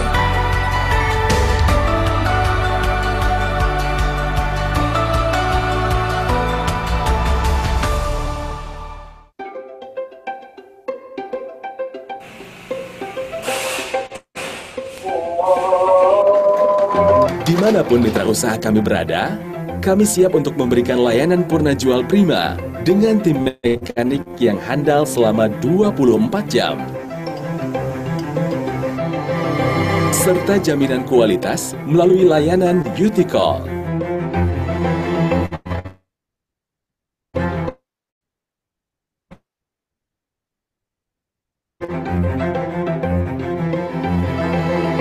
Dalam bekerja, kami menjalankan tugas dan tanggung jawab dengan sepenuh hati. Selalu menjadi yang terdepan dan proaktif dalam memberikan solusi terbaik. Dengan penuh integritas dan totalitas, dan keterbukaan, untuk bisa menjawab seluruh kebutuhan pelanggan. Komitmen ini juga didukung dengan luasnya jaringan distribusi kami yang tersebar di seluruh pelosok Nusantara. Di setiap kesempatan, kami menyambut peluang baru. Kami bersinergi dengan Prinsipal untuk menghadirkan teknologi terkini yang terintegrasi dengan UT Command Center. Sebuah terobosan digitalisasi dibangun UT secara masif. UT Command Center merupakan pusat kendali operasi untuk memberikan solusi demi menjamin kualitas dan meningkatkan produktivitas alat berat mitra usaha UT. Melalui UT Command Center, pelanggan dapat mengetahui informasi terkini dari unit secara langsung, serta status suku cadang yang dipesan melalui UT Mobile Apps. United Tractors percaya bahwa kesuksesan bisa dicapai dengan bersinergi dan mengedepankan kepentingan bersama, agar kami bisa tumbuh dan berkembang bersama pelanggan. Dedikasi ini juga tertuang ke dalam lini bisnis kami, melalui bisnis mesin konstruksi.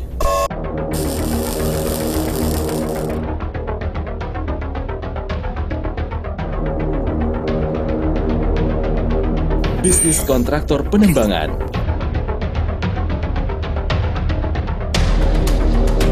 mengoptimalisasi potensi sumber daya alam dengan bisnis pertambangan, mengembangkan infrastruktur negeri melalui bisnis industri konstruksi, hingga menyalurkan listrik melalui bisnis energi untuk berbagai lini kehidupan.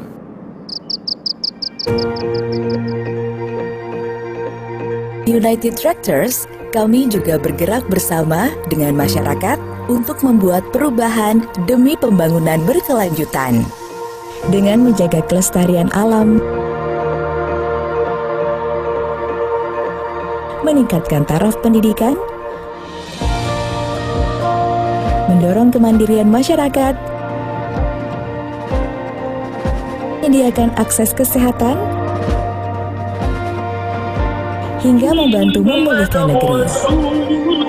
Kepercayaan yang diberikan kepada United Tractors membuat kami tidak akan pernah berhenti untuk terus meningkatkan kinerja dan memberikan inovasi. Kami akan terus maju, bergerak bersama, bersinergi memberikan nilai lebih dan berkontribusi bagi negeri demi kehidupan yang lebih baik.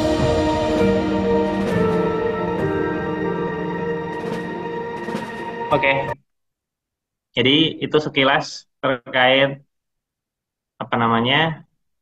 profil perusahaan ya. Tadi harus saya sampaikan di awal, tapi nggak apa-apa, saya sampaikan di sesi tadi. Oke. Nah, alat-alat yang teman-teman lihat tadi, rata-rata alat berat ya.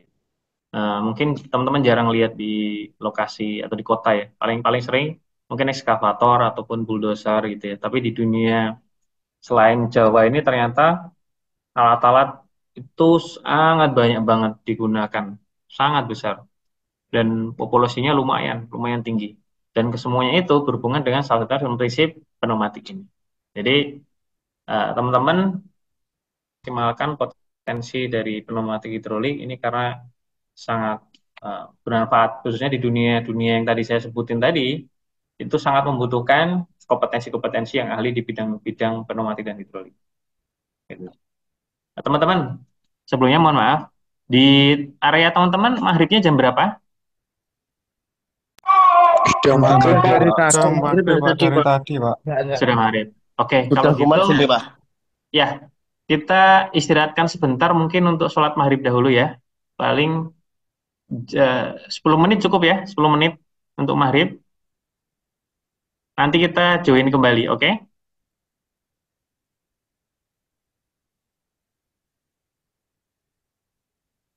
Halo, teman-teman? Baik, Pak. Ya, kita istirahat sebentar untuk sholat, untuk ibadah. Bagi yang melaksanakan ibadah, silakan untuk sholat terlebih dahulu. Terus nanti kita akan mulai di jam 6 ya, 10 menit dari sekarang, mungkin jam 6 kita mulai join lagi kelas. Oke, terima kasih teman-teman. Baik, Pak. 10 menit.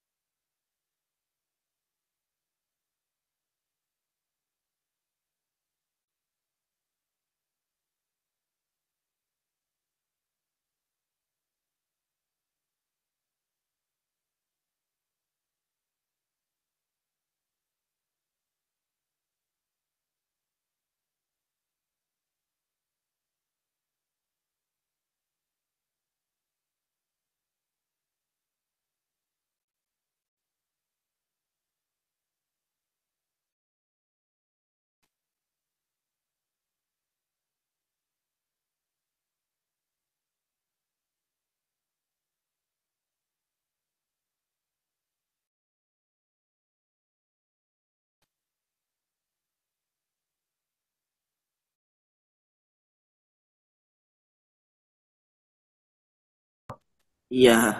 Oh, oke, ya. Dia kan bunyi terus nguap keluar gitu ya. Iya, itu kan tekanan berlebihan. Karena berlebihan ya. Oke. Masuk akal jawabannya, ya bisa dengan cara seperti itu. Kalau kita sebut di lapangan itu nanti namanya safety valve namanya Mas. Kita sebut nanti di lapangan ini safety valve, jadi membatasi tekanan sampai berlebih. Tapi ada hal yang lain nanti yang jadi gini, ketika nanti dia itu hanya dibatasi safety valve, itu kurang efisien, masih kurang efisien. Efisien kenapa? Artinya tekanan sudah kecapek, tapi masa engine selalu dibebani sama kompresor, otomatis kalau kalau di mesin nanti bahan bakarnya jadi boros nih. Kan kalau kita sebagai pengguna mesin atau motor, kita nggak pingin kan kalau motor kita boros banget kan nggak pingin kan, pasti pinginnya ngirit. Begitu pula pemilik unit itu nggak mau boros. Atau si desainer ini maunya dengan cara apa lagi kira-kira selain ada tambahan lagi, selain di safety relief, safety tadi, fungsi safety. Ada yang mau open? Saya tunjuk lagi dari 4D.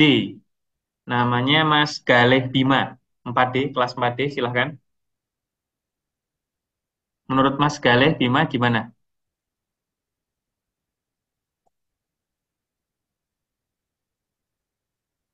Mas Galih Bima? Ya,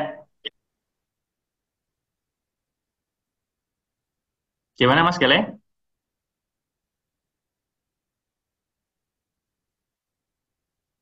Harus bagaimana?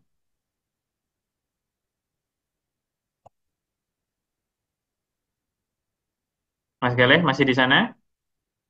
Masih, Pak. Masih, Pak. Galih? Gimana pendapat Mas Galih?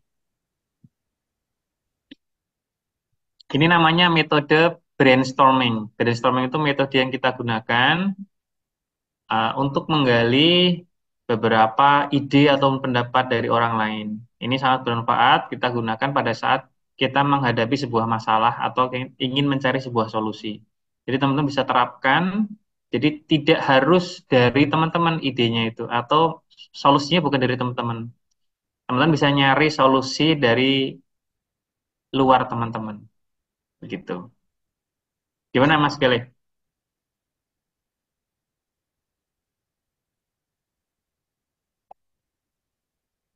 Ada? Bantu Mas Gale?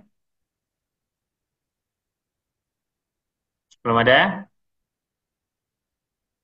Saya Belum ada, ya, Pak. belum ada ya. Oke, nggak apa-apa. Saya coba tanya ke Mas Irfan Aziz. Ini nggak ada, belum ada nama kelasnya, jadi saya nama aja dan nama Mas Irfan Aziz ada di sini, Mas Irfan Aziz. Ya, Pak, ada, Pak. Gimana Mas Irfan Aziz? Menurut Mas Irfan, pendapat Mas Irfan gimana kalau ada kasus seperti saya sampaikan tadi? Solusinya gimana tadi? Harus diapain tuh?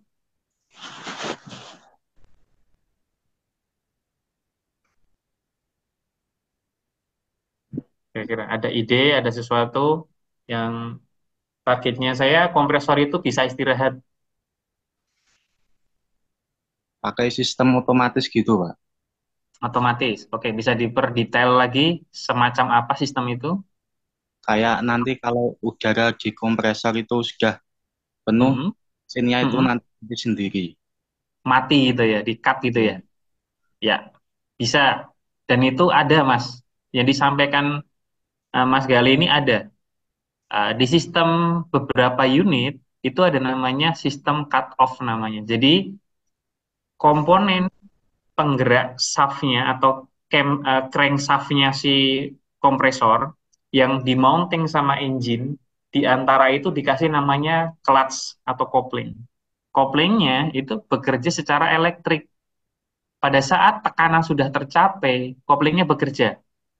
Dia fungsi coupling kan berfungsi untuk menghubungkan dan memutuskan. Jadi dia mendisengage. Jadi benar-benar kompresor itu tidak berputar. Jadi pada saat engine berputar terus, tekanan udah kecapai, kompresor istirahat.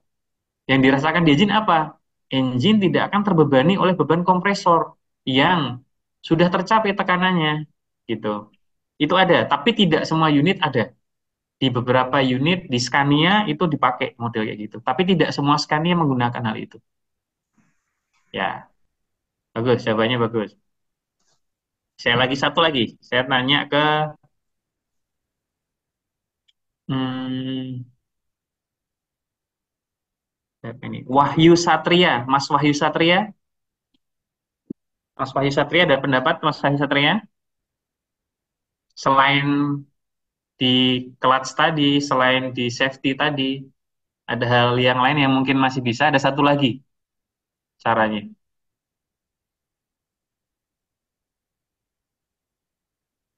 Mas Wahyu Satria, ada di sini? Ada, Pak. Boleh, Mas Wahyu?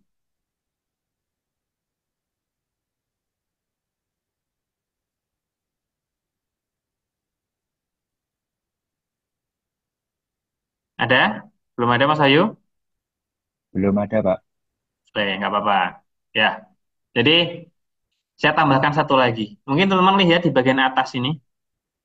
Ini teman-teman lihat apa namanya? Ya, ada ini enggak ya? Pointernya ada nggak di saya? Pointer, pointer option. Nah, pointer saya kelihatan ya di situ. Di pointer saya ini, teman-teman lihat apa di atasnya ini?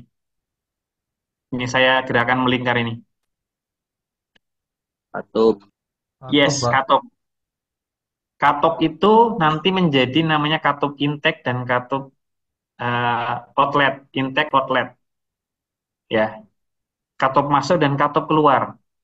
Pertanyaannya, kenapa harus ada katup itu? Kan langkah si piston, kompresor, dia kan reciprocating ya. Artinya gerakannya pasti akan naik turun naik turun naik turun. Pada saat dia gerakan turun seperti gambar yang sebelah kiri ini, kita lihat katup intake-nya kebuka. Gara-gara apa? Perbedaan tekanan. Tekanan di sisi atas, yaitu di sini udara luar. Tadi saya sebut udara luar itu bertekanan loh ya. Dia tidak nol loh. Dia punya tekanan. Berapa atm itu dia ada tekanan. Tergantung ketinggian. Pertanyaan saya sebelum masuk ke situ. Apa hubungan tekanan udara dan ketinggian? Mas Zaki mana? Ketinggian dan tekanan udara. Korelasinya apa atau hubungannya apa Mas Zaki mana? Mas Zaki mana? Ada?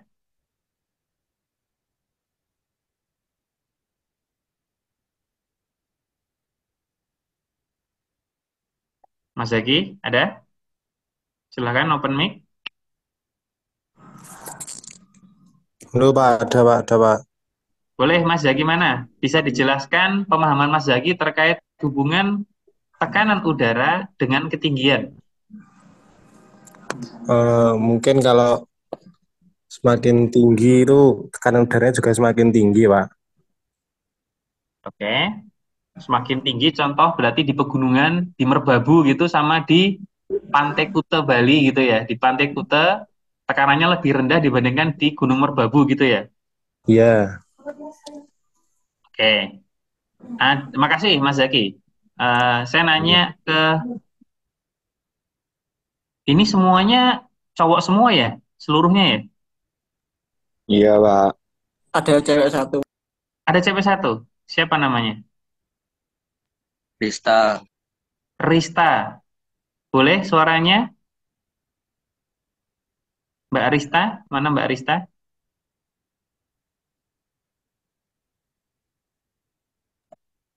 Ya, Pak.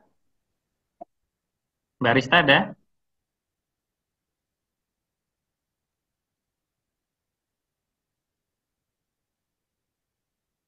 Arista ya? Mbak Arista? Ada di sini Mbak Arista? Ada. Oke. Pendapat yang tadi setuju nggak Mbak Arista?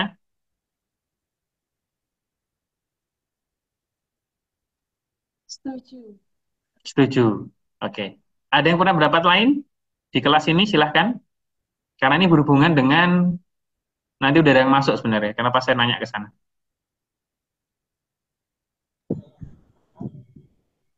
Izin, Pak. Ya, izin silahkan. Sebutin nama. Minta tolong namanya siapa? Nama saya Aditya Ilham Afiatsa dari kelas 4C, Pak. Oke, Aditya. Silakan Mas Aditya. Menurut saya menurut saya ketinggian, menurut saya tekanan udara dengan ketinggian itu berbanding terbalik, Pak. Terbalik. Contohnya bisa dicontohkan. Semakin tinggi tempat tuh semakin rendah tekanan udaranya, Pak. Oke. Ya, ini yang benar ya, pendapat Mas Aditya benar untuk mengkoreksi pendapat yang pertama. Jadi benar Mas Aditya bahwa semakin tinggi ketinggian, tekanan udara semakin rendah ketinggian atau 0 dpl-nya, maka tekanan udara semakin tinggi. Pertanyaannya lagi, kenapa alasannya Mas Aditya? Kok bisa di tinggi itu rendah, di rendah tinggi?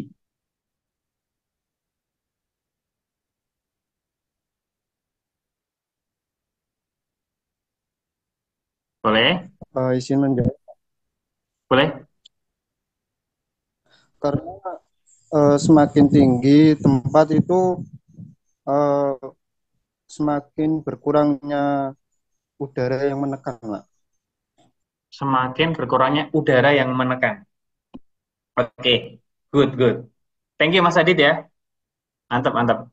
Jadi saya tambahkan sedikit. Jadi gini. Saya coba pakai Anonet. Got it. Saya ada pen di situ ya, bisa gambar ya, betul? Bergerak ya. Saya gambar muncul nggak? Muncul, Pak. Muncul ya, oke. Ini nih. Tadi saya nambahin aja teman-teman. Tadi yang Mas Adi terutama itu yang benar. Tadi teman-teman yang mengkoreksi jawaban yang pertama. Jadi sebuah ketinggian ini naik gitu. Ini ketinggian contohnya. Ini bawah. Ini contohnya saya kasih 0.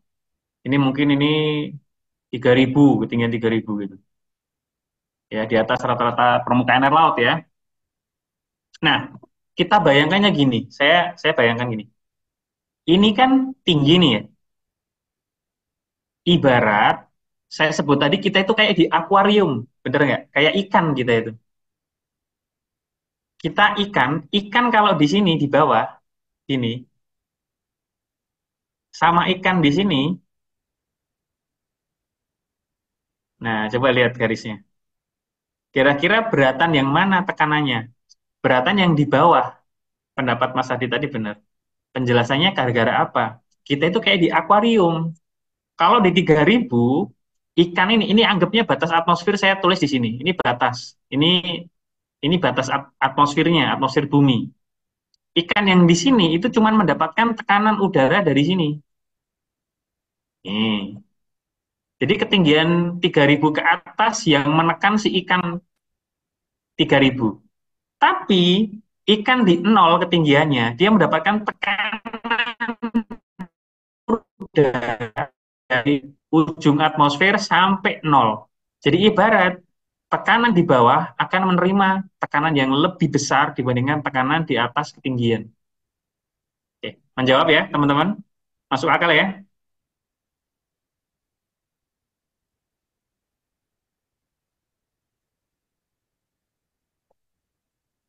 Oke. Nah, kita lanjut. Oke. Begitu pula udara. Pada saat piston torak itu turun ke bawah, terjadi kevakuman. Kevakuman itu adalah tekanan negatif ya. Di bawahnya 0. Sehingga udara di luar yang punya tekanan tadi, mau nggak mau dia masuk karena perbedaan tekanan dari yang tinggi ke yang rendah. Kehisaplah di dalam, karena perbedaan tekanan, katup bisa bergerak. Jadi kalau nggak ada perbedaan tekanan tersebut, katup itu nggak akan bisa bergerak. Pasti dia diam. Pada saat dia bergerak turun, sampai mencapai apa? Tekanannya seimbang, baru dia berhenti. Valve-nya akan menutup saat kapan? Saat si torak mulai bergerak ke atas. Nah, saat bergerak ke atas, katup intake otomatis tertutup. Karena apa? Tekanan di dalam jauh lebih besar dibanding tekanan di luar.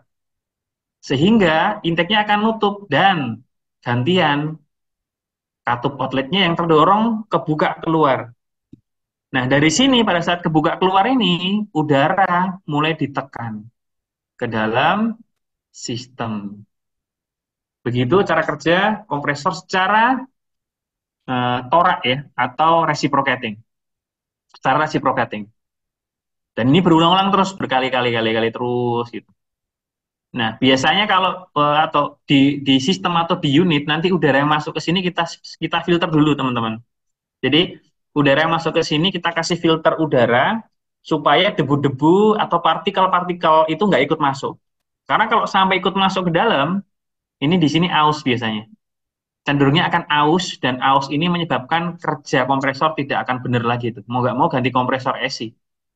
Dan jangan hanya diganti saja, teman-teman ya. Ibarat gini, teman-teman punya motor. Motornya itu mau nggak mau turun mesin. Gara-gara ganti silinder. Kan masanya tinggal diganti aja beres, tapi bukan di situ.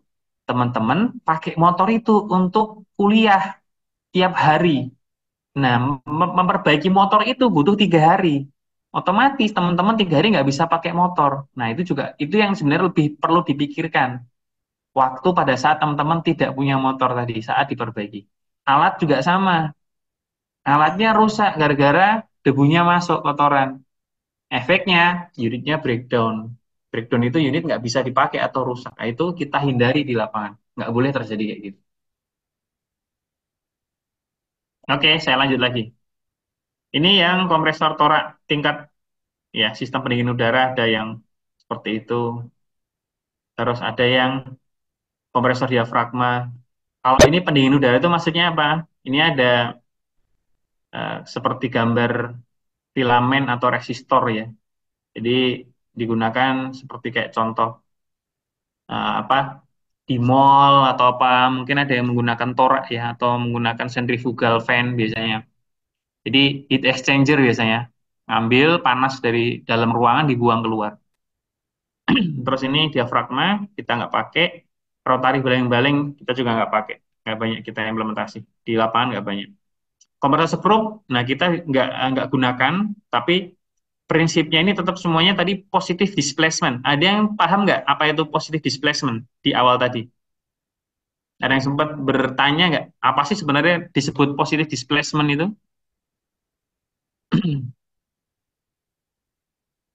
Oke, positive displacement ini bahasa yang menunjukkan apa? Pada saat sebuah sistem itu bekerja, volume yang dipindahkan itu akan sama. Namanya positive displacement. Jadi, mau dia berputar dengan cepat, dengan rendah, tapi volume yang ada itu akan selalu sama. Itu positive displacement. Dan dia hasilnya rapat, namanya positive displacement. Lawannya apa? Bukan negatif displacement, tapi non-positive displacement. Nanti kita mengenal di hydraulic pump, itu kita akan berbicara ada non-positive displacement, ada yang positive displacement. Di kompresor kita udah nyinggung nih namanya positive displacement. Nah, kalau yang non-positif, itu contohnya apa? Pompa sentrifugal, itu non-positif dia. Gitu. Yang membedakan positif dan non-positif itu apa? Volumenya tetap, ada sekatnya, itu namanya positif. Kalau yang tidak disekat dengan rapat, itu namanya non-positif. Ya, kita kenal di sini ada kompresor root blower, ada yang radial, ada yang kompresor aliran aksial. Ini contohnya dipakai aksial ini di mungkin parkiran mall, parkiran gedung-gedung tinggi, yang underground gitu ya, bawah tanah. Dia pakai saluran udara itu untuk sirkulasi udara supaya di bawah tanah itu tetap teraliri udara. Lanjut. Kompresor. Nah, ini contoh kompresor. Ini yang ya implementasinya ya. Dia tenaganya masih tenaga motor bakar, dan ini kompresornya. Ada pelumas, ini ada filternya. Lanjut. Terus setelah ada kompresor supply, kita membutuhkan namanya, nah ini kalau disingkat nggak enak bahasanya ini. Kalau disingkat nggak enak. Jadi Ini kan air service unit ya, jadi saya nggak singkat nih, bahasanya jadi suaranya jadi aneh gitu ya. Nah, air service unit ini komponen yang berfungsi kan udara yang udah dikirim harus dikelola sama si service unit ini. Contohnya dibuang kandungan udaranya, dikeringkan, terus kemudian kalau ada pelumasnya disaring, gitu. Itu namanya air service unit. Biasanya kita sebut nanti FR atau FL unit, gitu ya. FRL unit, ada filter, ada regulation, regulator, dan juga lubrication. Ada yang dilengkapi dengan lubrication juga. Itu. Lanjut. Ini contohnya, teman-teman pasti sudah familiar sekali. Mulai dari motor, filter udara masuk, terus ada tabung penampung, terus di situ ada pompa tadi udah kita lihat gambar pumpnya, sama kan? Terus di sini ada tangkinya, tabung penampung tangki, terus ada FRL unit, ya filter, regulator, dan lubrication atau lubrication, makanya L-nya itu kadang ada, kadang tidak, bisa ada, bisa tidak. Tapi yang pasti filter dan regulation itu pasti ada. Filter, regulation, terus nanti ada 3/2 ya katup, ada 5/2, 3/4, banyak. Baru masuk ke aktuator. Oke, kalau di bengkel biasanya ditaruh di bagian belakang, di gudang atau di bagian belakang, nanti tabungnya besar, tinggi kayak tower gitu biasanya, atau tabungnya yang model dorongan beda-beda tergantung kebutuhannya ya. Nah, nanti di jalur atas itu semuanya dialirin dari pipa-pipanya. Dan standarnya umumnya kalau di pemipaan itu atau di workshop itu semuanya ada ininya standarnya. Jadi pipa udara itu harus berwarna apa, pipa gas yang mudah terbakar kayak contoh untuk gas masak LNG itu warnanya apa, pipa air warnanya apa, pipa fuel itu warnanya apa, semuanya dikasih warna berbeda dan itu udah standar di bengkel, di workshop itu udah ada standarnya. Lanjut berikutnya. Berikutnya saya percepat, ini sudah disampaikan sama Bapak dosen ya, saya cuma mengulas singkat aja. Masuk FRL, penampung cairan kondensasi. Inilah yang sering bunyi di truk ataupun bus yang bunyi pes. Ketika udara terkondensasi, muncul air itu harus dibuang tuh. Makanya dibuangnya dengan, kalau kita sebut namanya sistem regeneration. Jadi membilas filter dan membuang kandungan uap air atau kondensasi air yang udah disaring tadi dibuang keluar. Baru masuk ke saluran nanti udara tangki kering. Jadi ada yang nyebut itu tangki basah, tangki kering. Tangki basah itu tangki pertama umumnya, tapi ada yang tidak pakai tangki basah, langsung tangki kering. Nah, kalau nggak pakai tangki basah, dia ada kayak filamen, ada pemanasnya atau unit heater biasanya, pakai pipa yang pemanas. Jadi benar-benar udara yang masuk itu hangat atau dipanaskan dulu, supaya uap airnya itu berkurang. Lanjut. Ini contoh, ini pengering. Nah, pengering udara, ini contoh pengering udara bisa dengan panas dari engine atau bisa dibantu dengan lilitan. Kayak filamen, nanti dikasih listrik, itu ada. Dan itu membantu sekali untuk mengurangi kandungan air yang masuk ke sistem. Itu. Jadi nanti ada penampungan udara kering, ada udara basah, nanti bisa kita drain. Di setiap tangki nanti umumnya ada kayak drain namanya, ya, drain passage gitu, model keran atau quick valve gitu. Nanti kita tarik, karena itu harus setiap hari, nanti kita buang udaranya. Udara yang dibuang itu ternyata mengandung kondensasi air, jadi airnya akan terbuang keluar. Sehingga udara di tangki itu yang masuk ke sistem itu airnya tidak akan menumpuk di situ dan ikut sirkulasi. Gitu. Ini contoh tabung pelumas. Jadi di bawahnya dikasih oli, pada saat udara melewati, ya ini sesuai dengan hukum Bernoulli, kayak di karburator kita, olinya akan terangkat. karena kecepatan yang tinggi muncul kevakuman, olinya akan spray kayak karburator itu dan ikut sirkulasi ke sistem. Ada juga yang model tabung pemisah pelumas seperti ini, regulatornya berbeda-beda. Nah ini ya, cara hidrolik memiliki ciri atau watak atau properti sesuai dengan kebutuhannya. Contohnya ada yang membutuhkan pelumas di piston dan silindernya itu atau menghindari ada korosif. Terus dia pembersih kayak komponen itu kan muncul gesekan pasti ada kotoran-kotoran chip-chipnya ya, itu juga dibersihkan dari oli itu. Oke. Ini comparison electrical, hydraulic, dan pneumatik. Nah, jadi ini apa namanya energy source-nya? Elektrik motor atau diesel driven kalau yang pneumatik ya. Kalau hidrolik, electric motor, diesel driven. Usually use outside supply. Ini electrical. Energy source-nya limited baterai, ini limited akumulator, good reservoir. Jadi bikin reservoir itu lebih mudah dibandingkan bikin akumulator atau bikin baterai. Distribution, excellent with minimal loss, karena electrical dengan kabel kan dia. Hydraulic, limited basically karena local facility. Pneumatik lebih bagus karena apa? Ya tadi cuman menggunakan selang-selang, ya kan, simple. Cost-nya, electrical lebih murah, energinya maksudnya. Hydraulic itu medium, pneumatik itu tertinggi. Di bahasa energy cost ya, cost energinya. Rotary, linear actuator, controllable force, sama point to knot. Yang satu kekurangannya apa? Udara, noise, berisik suaranya. Hidrolik, kebocoran itu sangat berbahaya. Bahkan pernah lihat besi dipotong dengan menggunakan air. Nah, kalau tekanannya sangat tinggi, fluida itu, cairan itu bisa memotong sebuah besi.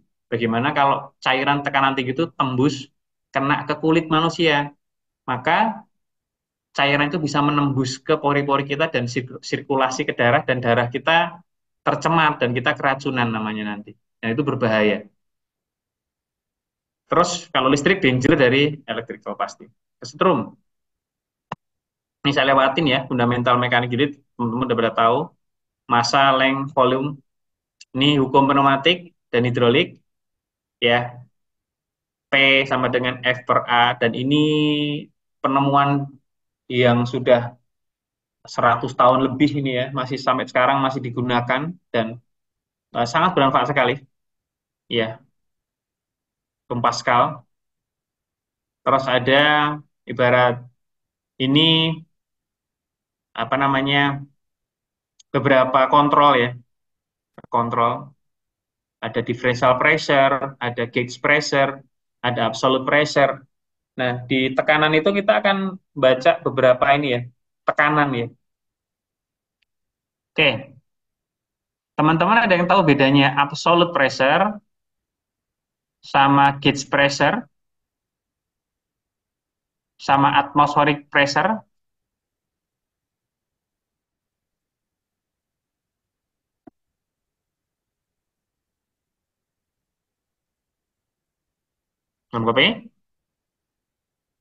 Oke, jadi itu sebenarnya standar pengukuran kalau kita belajar nanti di ilmu apa namanya mekanika fluida ya, McFluid, mungkin teman-teman udah dapat juga di situ kan dijelaskan. Sorry, McFluid ada juga di bagian apa materi saya lupa itu. Di termodinamika 1 nggak salah, atau termodinamika 2 itu membahas terkait energi kan. Nah, tekanan itu nanti kita sebut sebagai absolute, ada tekanan gauge, ada tekanan atmosfer gitu. Nah, kalau tekanan absolut itu ya tekanan gauge ditambah tekanan atmosfer itu tekanan absolut. Kalau tekanan gauge itu ya tekanan yang hanya terbaca dan terpisah dengan atmosfer itu tekanan gauge. Contohnya, kita ngukur sebuah sistem, kita pasang sebuah gauge, itu namanya tekanan gauge. Tapi kalau ditanya berapa tekanan absolutnya, nah, teman-teman harus tahu tekanan atmosfer sekitar itu berapa. Kita bisa cari dengan cara kita berada di ketinggian berapa. Contoh di ketinggian 0. Ketinggian 0 itu berapa tekanannya? 76 mm apa itu? Hg ya. Gitu. Atau berapa pressure-nya, bisa bar, PSI atau apa gitu. Jadi tekanan itu akan menentukan absolute pressure itu berapa. Nah, itu kalau metode pengukuran di sebuah tekanan. Begitu itu berlaku juga di pengukuran di pneumatik. Ini disebut di difference form of pressure measurement. Kalau kita lewat aja, teman-teman udah pada update. Relationship between force, pressure, dan flow. Ini dia menjelaskan sebenarnya hubungan tekanan, hubungan tenaga, tekanan, dan aliran. Jadi sangat berbeda ya. Untuk mencapai sebuah kerja yang cepat, kita membutuhkan sebuah namanya flow. Untuk mendapatkan sebuah gaya, tenaga, kita membutuhkan sebuah namanya tekanan. Flow dan tekanan itu jadi suatu yang tidak bisa dipisahkan. Jadi selalu dia berbarengan. Flow-nya besar, gitu kan, nanti tekanan juga akan naik dan naik. Sampai akhirnya tekanan naik, flow-nya harus diturunkan. Lanjut. Ini Px2 ya, Bernoulli, hukum Bernoulli. Px2 kita nggak bahas, Px per rho sama dengan Vy2 per 2 plus Py per P. Ini lebih aliran udara di X. Hubungannya sama orifice, teman-teman, orifice. Jadi ini, kalau ada orifice, kalau tidak ada orifice, itu kecepatannya, flow-nya itu rendah, tapi pressure-nya tinggi.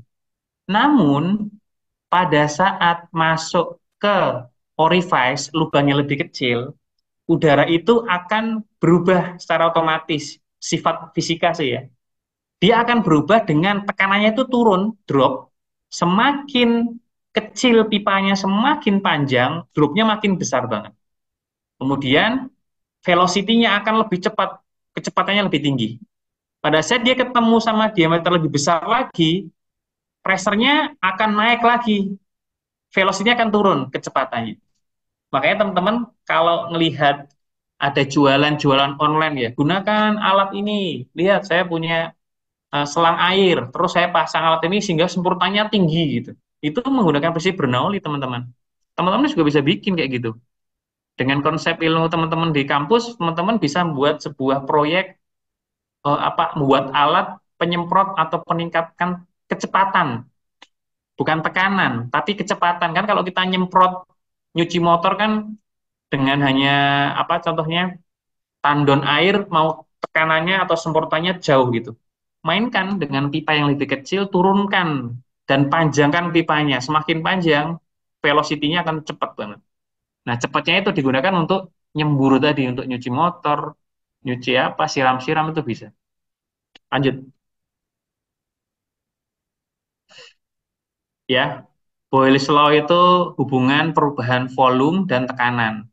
P1, V1, P2, V2 pada saat gaya, perubahan tekanan yang semakin mengecil, volume mengecil, tekanan akan naik. P sama dengan V. Volumenya mengecil, P-nya juga akan naik. Jadi, berkebalikan nih. Volumenya mengecil, tekanannya naik, volume besar, tekanannya turun. Boyle's Law, P1 per V1 per T1 sama dengan P2, V2 per T2. Ini compressible gas. Ini absolute gauge, teman-teman sudah paham absolute itu apa, gauge itu apa. Nah, baru masuk ke complete valve symbol. Nih. Ada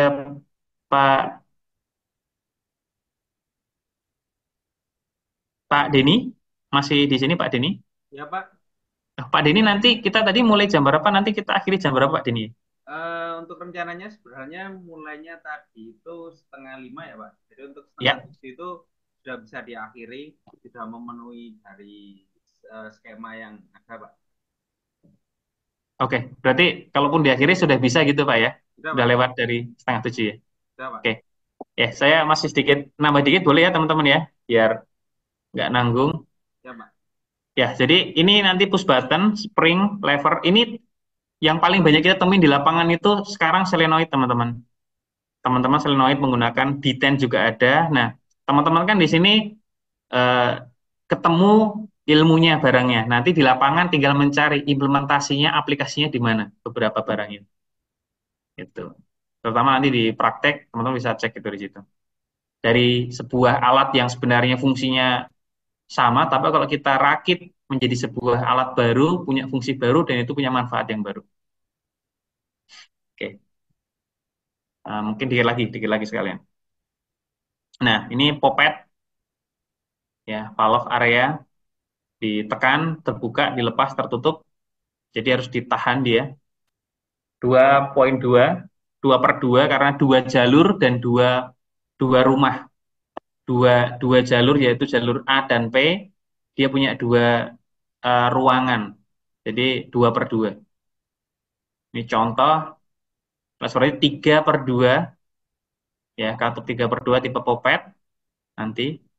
Dan ini sangat-sangat ini ya, ketika di lapangan itu kadang yang rusak cuma seal-nya, teman-teman. Seal-nya rusak, kita harus ganti esi, teman-teman. Dan harganya esi itu ampun-ampunan. Berjuta-juta. Jadi kadang customer ngeluh mahalnya gitu. Padahal yang rusak cuman seal-nya aja, seal-nya rusak. Seal-nya rusak gara-gara kotoran masuk, dibuat atau masuk. Ini. Oke, sampai di sini mungkin selesai untuk pertemuan pertama ya. Besok kita ketemu lagi. Saya coba sampaikan masuk ke hidrolik sistemnya, gitu. Nanti saya tunjukkan ada beberapa. Kalau simulasi alat di tempat kerja itu nggak ada yang tapi lebih banyak ke cutway sih. Ada beberapa cutway. Oke, baik. Mungkin teman-teman terima kasih atas waktunya. Sedikit banyak ya dari penyampaian saya. Semoga bisa memberikan manfaat buat teman-teman semuanya terkait di pneumatik sistem. Kita masih ada beberapa pertemuan lagi, dan nanti teman-teman jangan ragu ataupun malu ya. Kalau ingin bertanya atau sharing, silahkan, saya terbuka. Kalau memang hari ini atau memang nggak bisa terjawab di hari ini, atau teman-teman belum sempat nanya, silahkan bisa ditulis atau disampaikan. Siapa tahu kita bisa bantu untuk jawabannya. Oke, mungkin akhir kata dari saya. Assalamualaikum warahmatullahi wabarakatuh. Waalaikumsalam warahmatullahi wabarakatuh. Terima kasih. Waalaikumsalam warahmatullahi wabarakatuh. Oke, monggo Pak Denny. Setelah saya kembalikan ke Pak Denny. Ya, terima kasih banyak Pak Topo atas waktunya.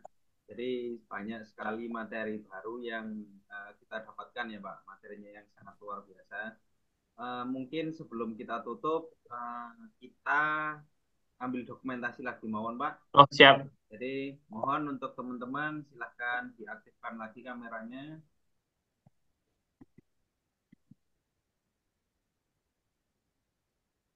Mas, yang lain ditunggu. Kameranya Mas, tolong diaktifkan. Ya, saya ambil gambar. 1, 2, 3. Ya, sekali lagi. 1, 2, 3. Ya. Sudah. Mungkin malam ini kita cukupkan sekian. Kita lanjut ke besok hari. Untuk link Zoom dan presensinya saya share grup ya. Jadi mohon maaf apabila mengganggu waktu liburnya. Pak Sutopo, sekali lagi terima kasih. Siap, terima kasih Pak Denny dan teman-teman. Sampai ketemu besok. Saya akhiri sekian. Assalamualaikum warahmatullahi wabarakatuh.